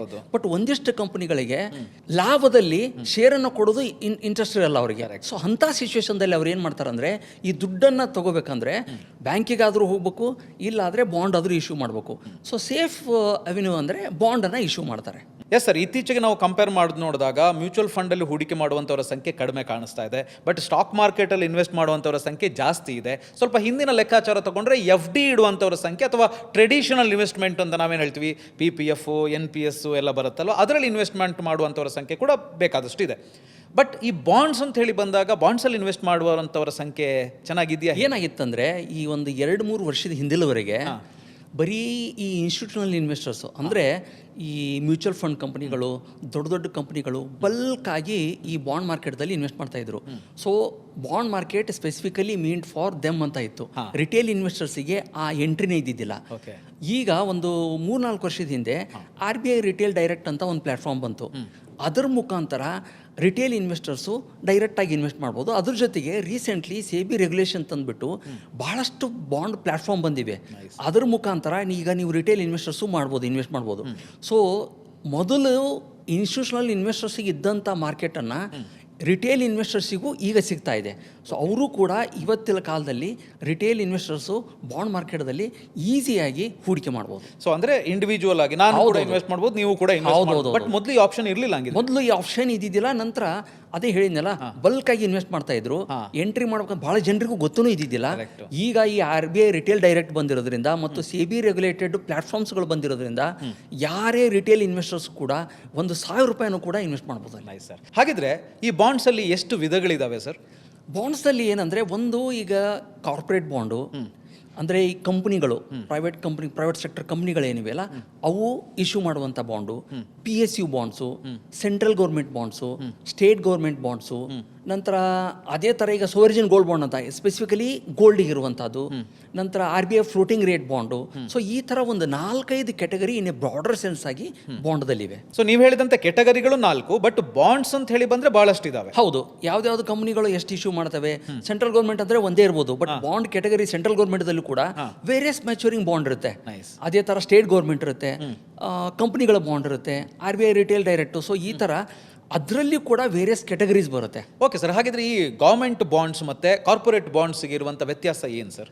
ಗೌರ್ಮೆಂಟ್ ಬಾಂಡ್ ಅಂದರೆ ಸಿಂಪಲ್ ಆಗಿ central government, state government issue ಮಾಡುವಂಥ ಬಾಂಡು. ನೀವು ಈಗ ಫಾರ್ ಎಕ್ಸಾಂಪಲ್ ನಾವು ಕರ್ನಾಟಕದಲ್ಲಿ ಇದ್ವಿ ಅಂದರೆ ಕರ್ನಾಟಕ ಗೌರ್ಮೆಂಟು ತನಗೆ ದುಡ್ಡು ಬೇಕಂದಾಗ ಬಾಂಡ್ ಇಶ್ಯೂ ಮಾಡಿದ್ರೆ ಅದು state government bond. Central government ತನಗೆ ದುಡ್ಡು ಬೇಕಂದಾಗ ಈ ಥರ ಬಾಂಡ್ ಇಶ್ಯೂ ಮಾಡಿದಾಗ ನಾವು ಇಂಡೈರೆಕ್ಟ್ ಆಗಿ ನಮ್ಮ ಸರ್ಕಾರಕ್ಕೆ, ಕೇಂದ್ರ ಸರ್ಕಾರಕ್ಕೆ ನಾವು ಸಾಲ ಕೊಟ್ಟಾಗೆ. ಸೊ ಈ ಥರ ಸೆಂಟ್ರಲ್ ಗೌರ್ಮೆಂಟು, ಸ್ಟೇಟ್ ಗೌರ್ಮೆಂಟ್ ಇದೆ. ನಂತರ ಕಾರ್ಪೊರೇಟ್ ಬಾಂಡ್ ಅಂದರೆ ಈ ಕಂಪ್ನಿಗಳೇನಿರುತ್ತಲ್ಲ, ದೊಡ್ಡ ದೊಡ್ಡ ಕಂಪ್ನಿಗಳೇನಿರುತ್ತಲ್ಲ ಅವರಿಗೆ ದುಡ್ಡು ಬೇಕಂದಾಗ ಈ ಬಾಂಡ್ಗಳನ್ನ ಇಶ್ಯೂ ಮಾಡ್ತಾರೆ. ಅಲ್ಲಿ ವೇರಿಯಸ್ ಕ್ಯಾಟಗರೀಸ್ ಇದೆ. ಅಂದರೆ ಸ್ಮಾಲ್ ಕಂಪ್ನೀಸ್ ಇರ್ಬೋದು, ಬಿಗ್ ಕಂಪ್ನೀಸ್ ಇರ್ಬೋದು, ವೆಲ್ ಎಸ್ಟಾಬ್ಲಿಷ್ಡ್ ಕಂಪ್ನಿ ಇರ್ಬೋದು. ಸೊ ಅದಕ್ಕೋಸ್ಕರ ಸೆಂಟ್ರಲ್ ಗೌರ್ಮೆಂಟು, ಸ್ಟೇಟ್ ಗೌರ್ಮೆಂಟ್ ಬಾಂಡ್ಗಳಲ್ಲಿರುವಂಥ ರಿಸ್ಕೇ ಬೇರೆ, ಈ ಪ್ರೈವೇಟ್ ಸೆಕ್ಟರ್ ಕಂಪ್ನಿಗಳಲ್ಲಿ ಇಶ್ಯೂ ಮಾಡುವಂಥ ಬಾಂಡ್ಗಳೇ ಬೇರೆ. ಕೆಟಗರಿ ವೇರಿಯಸ್ ಇದ್ದರೂ ಕೂಡ, ಬಾಂಡ್ ನೇಚರ್ ವೇರಿಯಸ್ ಇದ್ದರೂ ಕೂಡ ರಿಸ್ಕ್ ಬೇರೆ ಬೇರೆ ಆಗಿರುತ್ತೆ. ಅದನ್ನು ಮನಗಂಡು ನಾವು ಹೂಡಿಕೆ ಮಾಡೋದು ಇಂಪಾರ್ಟೆಂಟು. Yes sir. ಹಾಗೆ ನಾನು 1 by 1 ಕೇಳ್ತಾ ಹೋಗ್ತೀನಿ. ಈಗ ಸರ್ಕಾರಿ ಬಾಂಡ್ಸ್ ಅಥವಾ ಗೌರ್ಮೆಂಟ್ ಬಾಂಡ್ಸ್ ಅಂತ ನಾವೇನು ಹೇಳ್ತೀವಿ, ಸೊ ಇದರಲ್ಲಿ ಯಾವ್ದು ಇದೆ ಅಂತ ಹೇಳ್ಬೋದಾ? ಸರ್ಕಾರಿ ಬಾಂಡ್ಗಳಲ್ಲಿ ನಾನು ಹೇಳಿದಾಗೆ ಟ್ರೆಜರಿ ಬಿಲ್ ಅಂತ ಇರುತ್ತೆ. ಟ್ರೆಜರಿ ಬಿಲ್ ಅಂದರೆ it will mature within 1 year. Within 1 yearದಲ್ಲಿ ನೀವು ಇವತ್ತು ದುಡ್ಡು ಕೊಡ್ತೀರಾ, 1 year ಮ್ಯಾಚೂರ್ ಆಗುತ್ತೆ. ನಿಮ್ಗೆ 1 yearಗೆ ಪ್ರಿನ್ಸಿಪಲ್ ಕೊಟ್ಬಿಡ್ತಾರೆ. ಈ ಥರದಿಂದ ಹಿಡಿದು 40 ವರ್ಷದವರೆಗೆ ನೀವು ಹೂಡಿಕೆ ಮಾಡುವಂಥ ಬಾಂಡ್ಗಳು ಅವೈಲಬಲ್ ಇವೆ. ಸೊ ಏನಾಗುತ್ತಂದರೆ ನಿಮ್ಮ ರಿಕ್ವೈರ್ಮೆಂಟ್ ಪ್ರಕಾರ 1 ವರ್ಷ ಮ್ಯಾಚೂರ್ ಆಗುವಂಥ ಬಾಂಡು, 5 ವರ್ಷ ಮ್ಯಾಚೂರ್ ಆಗುವಂಥ ಬಾಂಡು, 20 ವರ್ಷ ಮ್ಯಾಚೂರ್ ಆಗುವಂಥ ಬಾಂಡ್ಗಳು ಇವೆ ಸರ್ಕಾರಿ ಕೇಂದ್ರ ಸರ್ಕಾರದಲ್ಲಿ. ಅದೇ ಥರ ಸ್ಟೇಟ್ ಗೌರ್ಮೆಂಟ್ ಬಾಂಡ್ದಲ್ಲೂ ಕೂಡ ವೇರಿಯಸ್ ಕ್ಯಾಟಗರೀಸ್ ಇವೆ. ಸೊ ಕ್ಯಾಟಗರೀಸು ವೇರಿಯಸ್ ಇವೆ. ಅದು ಕ್ಯಾಟಗರೀಸ್ ನಿರ್ಧಾರ ಆಗೋದು ಟೈಮ್ ಹೊರಿಜನ್ ಮುಖಾಂತರ. ನೇಚರ್ ಒಂದೇ ಇರುತ್ತೆ, ರಿಸ್ಕ್ ಬೇರೆ ಬೇರೆ ಇರುತ್ತೆ, ಟೈಮ್ ಹೊರಿಜನ್ ಬೇರೆ ಬೇರೆ ಇರುತ್ತೆ. ಓಕೆ. ಅಂದರೆ ಈಗ ಫಾರ್ ಎಕ್ಸಾಂಪಲ್ ನಾನು ಕೇಳೋದು ಗೋಲ್ಡ್ ಬಾಂಡ್ ಅಂತ ಇದೆಯಾ, ಅಥವಾ ಈಗ RBI ರಿಟೇಲ್ ಡೈರೆಕ್ಟ್ ಅಂತ ಹೇಳಿದ್ರು. Gold bond, RBI floating rate bond ಬೇರೆದು. RBI ಫ್ಲೋಟಿಂಗ್ ರೇಟ್ ಬಾಂಡನ್ನು RBI ಇಶ್ಯೂ ಮಾಡುತ್ತೆ. ಅಲ್ಲಿ ಏನಾಗುತ್ತಂದರೆ once in a 6 months rate of interest fluctuate ಆಗ್ತಾ ಇರುತ್ತೆ. ನಂತರ ಅದು 8 ವರ್ಷ ಮ್ಯಾಚುರಿಟಿ ಆಗುವಂಥ ಬಾಂಡು, ಅದು ಅದರ ನೇಚರು. ಈ ಸೋವರ್ಜಿನ್ ಗೋಲ್ಡ್ ಬಾಂಡ್ ಅಂದರೆ they will invest in A gold. ಅದು 8 ವರ್ಷ ಟೈಮ್ ಹೊರಿಜನ್ ಇರುವಂಥ ಬಾಂಡು. ಅದು ಈಗ 2023 ಇಂದ ಕಾಣಿಸುತ್ತೆ. ಗೌರ್ಮೆಂಟ್ ಹೊಸ ಬಾಂಡನ್ನು ಇಶ್ಯೂ ಮಾಡಿಲ್ಲ. ಹಳೆ ಬಾಂಡುಗಳು ಸೆಕೆಂಡರಿ ಮಾರ್ಕೆಟ್ದಲ್ಲಿ ಸೇಲ್ ಆಗ್ತವೆ. ಅದನ್ನು ನೀವು ತೊಗೊಂಡ್ಬಿಟ್ರೆ ಮ್ಯಾಚುರಿಟಿಗೆ ಮತ್ತೆ ಮ್ಯಾಚುರಿಟಿ ಬರುತ್ತೆ. So sovereign gold bond specifically mean for gold investment. RBI floating rate bond ಇರೋದು 8 ವರ್ಷ ಮ್ಯಾಚುರಿಟಿ ಆಗಿರುವಂಥ ಬಾಂಡು RBI ಇಶ್ಯೂ ಮಾಡುತ್ತೆ. Once in 6 month rate of interest, ಆ ಫ್ಲೋಟಿಂಗ್ ರೇಟ್ ಅಂತ ಏನಿದೆಯಲ್ಲ ಅದರ ಪ್ರಕಾರ ಒನ್ಸ್ ಇನ್ 6 ಮಂತ್ ಅಲ್ಲಿ ರೇಟ್ ಚೇಂಜ್ ಆಗ್ತಾ ಇರುತ್ತೆ. ಬಟ್ ಇದು ಬಿಟ್ಟು ಈ ಸ್ಟೇಟ್ ಗೌರ್ಮೆಂಟು ಮತ್ತು ಸೆಂಟ್ರಲ್ ಗೌರ್ಮೆಂಟ್ ಬಾಂಡ್ದಲ್ಲಿ ಇಂಟ್ರೆಸ್ಟ್ ರೇಟು ಫ್ಲಕ್ಚುಯೇಟ್ ಆಗ್ತಾ ಇರಲ್ಲ. ಈಗ ಸೆಂಟ್ರಲ್ ಗೌರ್ಮೆಂಟ್ ಏನಾದರೂ ಒಂದು ₹1,000 ನಾನು ಬಾಂಡ್ ಇಶ್ಯೂ ಮಾಡ್ತಾ ಇದ್ದೀನಿ, ಅದರ ಮೇಲೆ ಇಂಟ್ರೆಸ್ಟ್ ಅಂದರೆ ಬಾಂಡ್ ಮಾರ್ಕೆಟಲ್ಲಿ ಕೂಪನ್ ಅಂತಾರೆ. ಕೂಪನ್ನು ಅಥವಾ ಇಂಟ್ರೆಸ್ಟು 8% ಇದೆ ಅಂದರೆ 10 ವರ್ಷ ಬಾಂಡ್ ಇದೆ ಅಂದರೆ ಪ್ರತಿ ವರ್ಷ 8% ಇಂಟ್ರೆಸ್ಟನ್ನು ಗ್ಯಾರಂಟಿಯಾಗಿ ನಿಮಗೆ ಕೊಡ್ತಾರೆ. 10 ವರ್ಷ ಆದ ನಂತರ ನೀವೇನು ಇನ್ವೆಸ್ಟ್ ಮಾಡಿರ್ತಾರಲ್ಲ ಅದನ್ನು ಅಸಲನ್ನು ಕೂಡ ರಿಟರ್ನ್ ಕೊಡ್ತಾರೆ ಅಂತ ಇದು. ಅದೇ ಥರ ಸ್ಟೇಟ್ ಗೌರ್ಮೆಂಟ್ದಲ್ಲಿದೆ. ಸೊ RBI ಫ್ಲೋಟಿಂಗ್ ರೇಟ್ ನೇಚರೇ ಬೇರೆ, ಸೋವರ್ಜಿನ್ ಗೋಲ್ಡ್ ಬಾಂಡ್ ನೇಚರೇ ಬೇರೆ, ಈ ಸ್ಟೇಟ್ ಗೌರ್ಮೆಂಟು ಮತ್ತು ಸೆಂಟ್ರಲ್ ಗೌರ್ಮೆಂಟು ಬಾಂಡ್ಗಳ ನೇಚರೇ ಬೇರೆ. ಎಸ್ ಸರ್, ಗೌರ್ಮೆಂಟ್ ಬಾಂಡ್ಸ್ ಅಂತ ಹೇಳಿದ್ರೆ ಏನು ಅಂತ ಹೇಳಿದ್ರಿ ಎಕ್ಸಾಂಪಲ್ ಸಮೇತ. ಈಗ ಕಾರ್ಪೊರೇಟ್ ಬಾಂಡ್ಸ್ ಅಂತ ಹೇಳಿದ್ರೆ ಯಾವ್ಯಾವ್ದಿದೆ ಅಂತ? ಕಾರ್ಪೊರೇಟ್ ಬಾಂಡ್ಗಳಲ್ಲಿ ನಾನು ಆಗಲೇ ಹೇಳಿದಾಗೆ ಅದರಲ್ಲಿಯೂ ಕೂಡ ಟೈಮ್ ಹೊರಿಜನ್ನು 1 ವರ್ಷ, 2 ವರ್ಷ, 3 ವರ್ಷ, 5 ವರ್ಷ, 10 ವರ್ಷದ ಬಾಂಡ್ಗಳಿರುತ್ತೆ. ಅದೇ ಥರ ಅದರಲ್ಲಿ ನೇಚರು ಗೌರ್ಮೆಂಟ್ ಆಫ್ ಇಂಡಿಯಾ ಮತ್ತು ಸ್ಟೇಟ್ ಗೌರ್ಮೆಂಟ್ ಬಾಂಡ್ ಥರನೇ ನೇಚರ್ ಇರುತ್ತೆ. ಬಟ್ ಪ್ರೈವೇಟ್ ಸೆಕ್ಟರ್ ಕಂಪನಿಗಳು ಅದನ್ನು ಇಶ್ಯೂ ಮಾಡಿರುತ್ತೆ. ಅದು ಒಂದೇ ಡಿಫ್ರೆನ್ಸು, ಬೇರೆ ಏನು ಡಿಫ್ರೆನ್ಸ್ ಇರಲ್ಲ. ಬಟ್ ರಿಸ್ಕ್ ಆಬ್ವಿಯಸ್ಲಿ ಅವುಗಳಿಗೆ ಇವುಗಳಿಗೆ ವೇರಿಯಸ್ ಇರುತ್ತೆ. ಈಗ ಸರ್ಕಾರದ ಬಾಂಡ್ಸ್ ಅಂತ ಹೇಳಿದ್ರೆ ನಮಗೆ ಅನ್ಸುತ್ತೆ ಇದು ಸೇಫು, ಯಾಕಂದ್ರೆ ಸರ್ಕಾರನೇ ಗ್ಯಾರಂಟಿ ಇರುತ್ತೆ ಅದಕ್ಕೆ ಅಂತ. ಬಟ್ ಕಾರ್ಪೊರೇಟ್ ಬಾಂಡ್ಸ್ ಅಂತ ಹೇಳಿ ಬಂದಾಗ ಇದು ಯಾರು ಇದನ್ನು ರೆಗ್ಯುಲೇಟ್ ಮಾಡ್ತಾರೆ ಅಂತ? ರೆಗ್ಯುಲೇಟೆಡ್ ಎಲ್ಲರೂ SEBIನೇ ಮಾಡೋದು. ಬಾಂಡ್ ಮಾರ್ಕೆಟನ್ನು ರೆಗ್ಯುಲೇಟ್ ಮಾಡೋದು SEBIನೇ. ಬಟ್ ಏನಾಗುತ್ತಂದರೆ ರಿಸ್ಕು ಭಾಳ ಇರುತ್ತೆ. ಯಾವ ಥರದ ರಿಸ್ಕ್ ಬರುತ್ತೆ ಕಾರ್ಪೊರೇಟ್ ಬಾಂಡ್ ಇರಲಿ ಅಥವಾ ಬಾಂಡ್ ಮಾರ್ಕೆಟ್ ಇರಲಿ, ಒಂದು 2-3 ರಿಸ್ಕನ್ನು ನೀವು ತುಂಬ ಗಮನವಿಟ್ಟು ನೋಡಬೇಕು. ಒಂದನೇದ್ದು ಸಿಂಪಲ್ ಆಗಿ ಹೇಳ್ಬೇಕಂದ್ರೆ ಕ್ರೆಡಿಟ್ ರಿಸ್ಕು. ಕ್ರೆಡಿಟ್ ರಿಸ್ಕ್ ಅಂದರೆ ನೀವು ಜನರ ಹತ್ರ ದುಡ್ಡು ತೊಗೊಳ್ಳಿಕ್ಕೆ ಹೋಗ್ತಾ ಇದ್ದೀರಾ. ಸೊ ಆಬ್ವಿಯಸ್ಲಿ ಅವಾಗ ಏನಾಗುತ್ತೆ ಅಂದರೆ ನಿಮ್ಮ ಫೈನಾನ್ಷಿಯಲ್ ಸ್ಟೇಟಸ್ ಹೇಗಿದೆ ಅಂತ ಈ ಕ್ರೆಡಿಟ್ ರೇಟಿಂಗ್ ಕಂಪನಿಗಳು ಅನಲೈಸ್ ಮಾಡಿಬಿಟ್ಟು ಒಂದು ರೇಟಿಂಗ್ ಕೊಡ್ತವೆ. ರೇಟಿಂಗ್ ಕೊಟ್ಟಾಗ ಆ AAA ರೇಟೆಡ್ ಬಾಂಡ್ ಅಂದರೆ ಹೈ ರೇಟೆಡ್ ಬಾಂಡು, ಅದೇ ಥರ AA, B ಈ ಥರ ಕ್ರೆಡಿಟ್ ರೇಟಿಂಗ್ ಕಮ್ಮಿ ಆಗ್ತಾ ಹೋಗುತ್ತೆ. ಸೊ ಅದು ಏನು ಕ್ರೆಡಿಟ್ ರೇಟಿಂಗ್ ಏನು ತೋರಿಸುತ್ತೆ ಅಂದರೆ ಆ ಕಂಪನಿಗಳ ಫೈನಾನ್ಷಿಯಲ್ ಸ್ಟ್ರೆಂಗ್ತನ್ನು ತೋರಿಸುತ್ತೆ. ಈ ಫೈನಾನ್ಷಿಯಲ್ ಸ್ಟ್ರೆಂಗ್ತು ಚೆನ್ನಾಗಿದ್ದರೆ AAA ಕೊಟ್ಟಿರ್ತಾರೆ, ಅದೇ ಥರ ಕಮ್ಮಿ ಇದ್ದರೆ ಕಮ್ಮಿ ಕೊಟ್ಟಿರ್ತಾರೆ. ಬಟ್ ಹಾಗಂದ ತಕ್ಷಣ ಈಗ ನಾನು ಒಂದು ಬಾಂಡ್ದಲ್ಲಿ ಇನ್ವೆಸ್ಟ್ ಮಾಡ್ತಾ ಇದ್ದೀನಿ, ಅದರ ರೇಟಿಂಗು ಹೈ ಇದೆ ಅಂದ ತಕ್ಷಣ ಕಣ್ಣು ಮುಚ್ಚಿ ಹಾಕಬೇಡಿ. ಯಾಕೆಂದರೆ ಈ ರೇಟಿಂಗ್ ಏನು ಕೊಟ್ಟಿರ್ತಾರಲ್ಲ ಇದು ಕಾನ್ಸ್ಟೆಂಟ್ ಇರಲ್ಲ. ನೀವೇನಾದರೂ ಇವತ್ತು ಹೂಡಿಕೆ ಮಾಡಿದ್ರಿ ಅಂತ ತಿಳ್ಕೊಳ್ಳಿ, ಒಂದು 2 ವರ್ಷ ಆದ ನಂತರ ಆ ಕಂಪ್ನಿಗೆ ಏನಾದರೂ ಫೈನಾನ್ಷಿಯಲ್ ಲಾಸು ಅಥವಾ ಏನಾದರೂ ಇಶ್ಯೂ ಆದರೆ ಇದೇ ರೇಟಿಂಗ್ ಕಂಪ್ನಿಗಳು ಅವಾಗ ಡೌನ್ಗ್ರೇಡ್ ಮಾಡ್ಬೋದು. ಡೌನ್ಗ್ರೇಡ್ ಮಾಡಿದಾಗ ನಿಮ್ಮ ದುಡ್ಡಿಗೆ ಹೊಡೆತ ಕೊಡುತ್ತೆ. ಅದಕ್ಕೋಸ್ಕರ ಈ ಕ್ರೆಡಿಟ್ ರೇಟಿಂಗ್ ಏನಿದೆಯಲ್ಲ ಇದು ಕಾನ್ಸ್ಟೆಂಟ್ ಅಲ್ಲ. ಕ್ರೆಡಿಟ್ ರೇಟಿಂಗ್ ಚೆನ್ನಾಗಿದೆ ಅಂತ ಕಣ್ಣು ಮುಚ್ಚಿ ಹಾಕೋದು ತಪ್ಪು. ಅದರ ಬದಲು ಆ ಕಂಪನಿಗಳ ಸ್ಟ್ರೆಂಗ್ತನ್ನು ಮತ್ತು ನೀವು ಹೂಡಿಕೆ ಮಾಡುವಾಗ ಎಷ್ಟು ರಿಸ್ಕನ್ನು ನೀವು ತಗೊಳ್ಳಿಕ್ಕೆ ರೆಡಿ ಇದ್ದೀರಾ ಅನ್ನೋದರ ಬೇಸ್ ಮೇಲೆ ನೀವು ಮಾಡಿ. ಸರ್, ನೀವೀಗ ಬಾಂಡ್ಸ್ ಮೇಲೆ ಹೂಡಿಕೆ ಮಾಡೋದಕ್ಕೆ ಮೊದಲನೇದಾಗಿ ಬಾಂಡ್ಸ್ ಬಗ್ಗೆ ತಿಳ್ಕೊಂಡಿರಬೇಕು, ಅದನ್ನು ಹೇಳಿದ್ರಿ. ಗೌರ್ಮೆಂಟ್ ಬಾಂಡ್ಸು ಮತ್ತು ಕಾರ್ಪೊರೇಟ್ ಬಾಂಡ್ಸು ಹೆಂಗೆ ವರ್ಕ್ ಆಗುತ್ತೆ ಅಂತ ಹೇಳುವಂಥದ್ದನ್ನು ತಿಳಿಸ್ಕೊಟ್ರಿ. ಈಗ ಯಾವುದೇ ಒಂದು ಬಾಂಡ್ಸು, ಗೌರ್ಮೆಂಟ್ ಬಾಂಡ್ಸ್ ಇರ್ಬೋದು ಅಥವಾ ಸರ್ಕಾರಿ ಬಾಂಡ್ಸ್ ಇರ್ಬೋದು, ನಾನು ಅದರಲ್ಲಿ ಇನ್ವೆಸ್ಟ್ ಮಾಡ್ತೀನಿ ಅಂತ ಹೇಳಿ ಬಂದಾಗ ನಾನು ಏನು ನೋಡಬೇಕು? ಮೊದಲನೇದಾಗಿ ಹೇಗೆ ಅದನ್ನು ನಾನು ಸಿಲೆಕ್ಟ್ ಮಾಡಬೇಕು ಅಂತ ಹೇಳ್ತೀನಿ. ನೀವು ಫಸ್ಟ್ ಹೂಡಿಕೆ ಮಾಡುವಾಗ ನಿಮಗೆ ಏನು ರಿಕ್ವೈರ್ಮೆಂಟ್ ಇದೆ ಅನ್ನೋದು ರಿಕ್ವೈರ್ಮೆಂಟನ್ನು ನೀವು ಅನಲೈಸ್ ಮಾಡೋದು ತುಂಬ ಇಂಪಾರ್ಟೆಂಟ್. ಬಾಂಡ್ ಇದೆ, ಬಾಂಡ್ ಮಾರ್ಕೆಟ್ ಅವೈಲೇಬಲ್ ಇದೆ, ನನಗೆ ಈಸಿಯಾಗಿ ಅಸೆಸಿಬಿಲಿಟಿ ಇದೆ, ಈಲ್ಡ್ ಅದರಲ್ಲಿ ಚೆನ್ನಾಗಿದೆ ಅಂತ ತಕ್ಷಣ ಕಣ್ಣು ಮುಚ್ಚಿ ಇನ್ವೆಸ್ಟ್ ಮಾಡಬೇಡಿ. ಅದ್ರ ಬದಲು ನಾನು ಆಗಲೇ ಹೇಳಿದಾಗೆ ಒಂದನೇದ್ದು ಕ್ರೆಡಿಟ್ ರಿಸ್ಕನ್ನು ಅನಲೈಸ್ ಮಾಡಬೇಕು. ಕ್ರೆಡಿಟ್ ರಿಸ್ಕ್ ಎಷ್ಟು ಇರಬೇಕು ನಾವು ತಗೊಳ್ಬೇಕು ಅಂದರೆ? ಹೇಳ್ತೀನಿ. ಏನಾಗುತ್ತಂದರೆ ಈ ಕ್ರೆಡಿಟ್ ರಿಸ್ಕು ನಾನು ಆಗಲೇ ಹೇಳಿದಾಗೆ ಕ್ರೆಡಿಟ್ ರೇಟಿಂಗು AAA ಇದ್ದಾಗ ಆ ಕಂಪ್ನಿಗಳ ಬಾಂಡ್ ಏನು ಮಾಡ್ತವೆ ಅಂದರೆ ಬಾಂಡನ್ನು ಇಶ್ಯೂ ಮಾಡಬೇಕಾದ್ರೆ ಲೋ ಇಂಟ್ರೆಸ್ಟ್ ರೇಟನ್ನು ಆಫರ್ ಮಾಡ್ತಾರೆ. ಈ ಫಾರ್ ಎಕ್ಸಾಂಪಲ್ ಸಿಂಪಲಾಗಿ ಹೇಳ್ಬೇಕಂದ್ರೆ difference between nationalise bank FD versus cooperative bank FD. Nationalise bank FDಗಳಲ್ಲಿ ಏನಾಗುತ್ತೆ ಅಂದರೆ ಬ್ಯಾಂಕ್ಗಳು ಸೇಫ್ ಇರುತ್ತೆ, ಅವರು ಹೆಚ್ಚಿಗೆ ಇಂಟ್ರೆಸ್ಟ್ ಕೊಡಲ್ಲ. ಕೋಆಪರೇಟಿವ್ ಬ್ಯಾಂಕ್ಗಳು ರಿಸ್ಕ್ ಹೆಚ್ಚಿಗಿರುತ್ತೆ, ಅವರು ಇಂಟ್ರೆಸ್ಟ್ ಹೆಚ್ಚಿಗೆ ಕೊಡ್ತಾರೆ. ಸೊ ಅದೇ ಥರ ಟಾಪ್ ರೇಟೆಡ್ ಬಾಂಡ್ ಏನಿರ್ತಾವಲ್ಲ ಅವು ನಿಮಗೆ ಇಂಟ್ರೆಸ್ಟನ್ನು ಕಮ್ಮಿ ಕೊಡ್ತವೆ, ಈಲ್ಡು ಕಮ್ಮಿ ಇರುತ್ತೆ, ರಿಟರ್ನ್ಸು ಕಮ್ಮಿ ಇರುತ್ತೆ, ಸೇಫ್ಟಿ ಹೆಚ್ಚಿಗಿರುತ್ತೆ. ಅದೇ ಥರ ನೀವು ಕಾರ್ಪೊರೇಟ್ ಬಾಂಡಿಗೆ ಹೋದರೆ ಕಾರ್ಪೊರೇಟ್ ಬಾಂಡಲ್ಲಿ ಸೆಂಟ್ರಲ್ ಗೌರ್ಮೆಂಟು ಸ್ಟೇಟ್ ಗೌರ್ಮೆಂಟ್ ಬಾಂಡ್ಗಿಂತ ಇಲ್ಲಿ ರಿಸ್ಕ್ ಹೆಚ್ಚಿಗಿರೋದ್ರಿಂದ ಅವರು ಸ್ವಲ್ಪ ಇಂಟ್ರೆಸ್ಟನ್ನು ಅಥವಾ ಕೂಪನನ್ನು ಹೆಚ್ಚಿಗೆ ಕೊಡ್ತಿರ್ತಾರೆ. ಹಾಗಂದ ತಕ್ಷಣ ನಾನು ರಿಟರ್ನ್ ನೋಡಿಬಿಟ್ಟು ಇದರಲ್ಲಿ ಹೂಡಿಕೆ ಮಾಡಿದರೆ ಅಕಸ್ಮಾತ್ ಅದೇ ರೇಟಿಂಗ್ ಏಜೆನ್ಸಿಗಳು ಈ ರೇಟಿಂಗನ್ನು ಡೌನ್ಗ್ರೇಡ್ ಮಾಡಿದರೆ ನಿಮಗೆ ಹೊಡೆತ ಕೊಡುತ್ತೆ. ಬಟ್ ಏನು ನೋಡ್ಬೇಕು ಹಾಗಿದ್ರೆ? ಹೇಳ್ತೀನಿ. ಒಂದನೇದು ನೀವು ಕ್ರೆಡಿಟ್ ರೇಟಿಂಗನ್ನು ನೋಡಿಬಿಟ್ಟು ಹೂಡಿಕೆ ಮಾಡೋದನ್ನು ಅವಾಯ್ಡ್ ಮಾಡಬೇಕು. ಓಕೆ. ಎರಡನೇದು ನನ್ನ ಪ್ರಕಾರ ನಿಮಗೆ ಸೇಫ್ಟಿನೇ ಇಂಪಾರ್ಟೆಂಟ್ ಅಂದರೆ ಸೆಂಟ್ರಲ್ ಗೌರ್ಮೆಂಟ್ ಸ್ಟೇಟ್ ಗೌರ್ಮೆಂಟ್ ಬಾಂಡನ್ನು ಹೂಡಿಕೆ ಮಾಡೋದು ಇಂಪಾರ್ಟೆಂಟು. ಮೂರನೇದು ಏನಾಗುತ್ತಂದರೆ ಈ ಕ್ರೆಡಿಟ್ ರೇಟಿಂಗು ಈಗ ಚೆನ್ನಾಗಿದೆ ಅಂತ ಹೂಡಿಕೆ ಮಾಡ್ತೀವಿ. ಅಕಸ್ಮಾತ್ ಒಂದು certain period of a time ಆ ಕಂಪ್ನಿಯಲ್ಲಿ ಏನಾದರೂ ಫೈನಾನ್ಷಿಯಲ್ ಇಶ್ಯೂ ಆಗಿಬಿಟ್ಟು ಅವರು ನಿಮಗೆ ಇಂಟ್ರೆಸ್ಟ್ ಕೊಡಲಿಕ್ಕೆ ನಾನು ಎಲಿಜಿಬಲ್ ಇಲ್ಲ ಅಥವಾ ನಾನು ನಿಮಗೆ ಹೂಡಿಕೆ ಮಾಡಿರುವಂಥ ಅಸಲನ್ನು ಕೊಡಲಿಕ್ಕೆ ನಾನು ಎಲಿಜಿಬಲ್ ಇಲ್ಲ ಅಂತ ಅಂದಾಗ ಅಷ್ಟು ಅಮೌಂಟ್ ನಿಮಗೆ ಪರ್ಮನೆಂಟಾಗಿ ಲಾಸ್ ಆಗುತ್ತೆ. ಸೊ ಅದಕ್ಕೋಸ್ಕರ ರೇಟಿಂಗನ್ನು ನೋಡೋದು ಒಂದನೇದು ಇಂಪಾರ್ಟೆಂಟು. ಬಟ್ ಹಾಗಂದ ತಕ್ಷಣ ಯಾವುದೇ ರೇಟಿಂಗ್ ನೋಡಿಬಿಟ್ಟು ಜಸ್ಟ್ ಇನ್ವೆಸ್ಟ್ ಮಾಡಬೇಡಿ. ಎರಡನೇದು ನಿಮ್ಮ ರಿಕ್ವೈರ್ಮೆಂಟ್ ಏನಿದೆ ಅಂತ ನೋಡಿಬಿಟ್ಟು ಹೂಡಿಕೆ ಮಾಡಿ. ಈಗ 5 ವರ್ಷ ಬಾಂಡ್ ಇದೆ, 5 ವರ್ಷ ಬಾಂಡ್ ಇದೆ, ನಿಮಗೆ ಬೇಕಾಗಿರೋದು 2 ವರ್ಷ ಆದ ನಂತರ ದುಡ್ಡು ಬೇಕಂದರೆ ಆ ಥರ ಹೂಡಿಕೆ ಮಾಡಬೇಡಿ. ಯಾಕಂದರೆ ಮೋಸ್ಟ್ ಇಂಪಾರ್ಟೆಂಟ್ ಆಸ್ಪೆಕ್ಟ್ ನೀವು ಬಾಂಡ್ ಹೂಡಿಕೆಯಲ್ಲಿ ಮಾಡುವಾಗ ತಿಳ್ಕೊಳ್ಬೇಕಾಗಿದ್ದಂದರೆ interest rate risk. Correct. Interest rate risk ಅನ್ನೋದು ಏನು ಅನ್ನೋದನ್ನು ಸಿಂಪಲಾಗಿ ಹೇಳ್ತೀನಿ. ಈಗ ಬ್ಯಾಂಕ್ ಎಫ್ ಡಿ ರೇಟು 7% ಇದೆ ಅಂತ ತಿಳ್ಕೊಳ್ಳೋಣ. ನಿಮ್ಮ ಹತ್ರ ಒಂದು 100 ರೂಪಾಯಿ ಬಾಂಡ್ ಇದೆ, 10 ವರ್ಷ ಮ್ಯಾಚ್ಯೂರ್ ಆಗುವಂಥ ಬಾಂಡ್ ಇದೆ. ಅದರ ಮೇಲೆ ಆ ಕಂಪ್ನಿ ಅಥವಾ ಗೌರ್ಮೆಂಟೇ 8% ಇಂಟ್ರೆಸ್ಟ್ ಕೊಡ್ತೀನಿ ಅಂತ ಹೇಳಿದ್ದಾರೆ.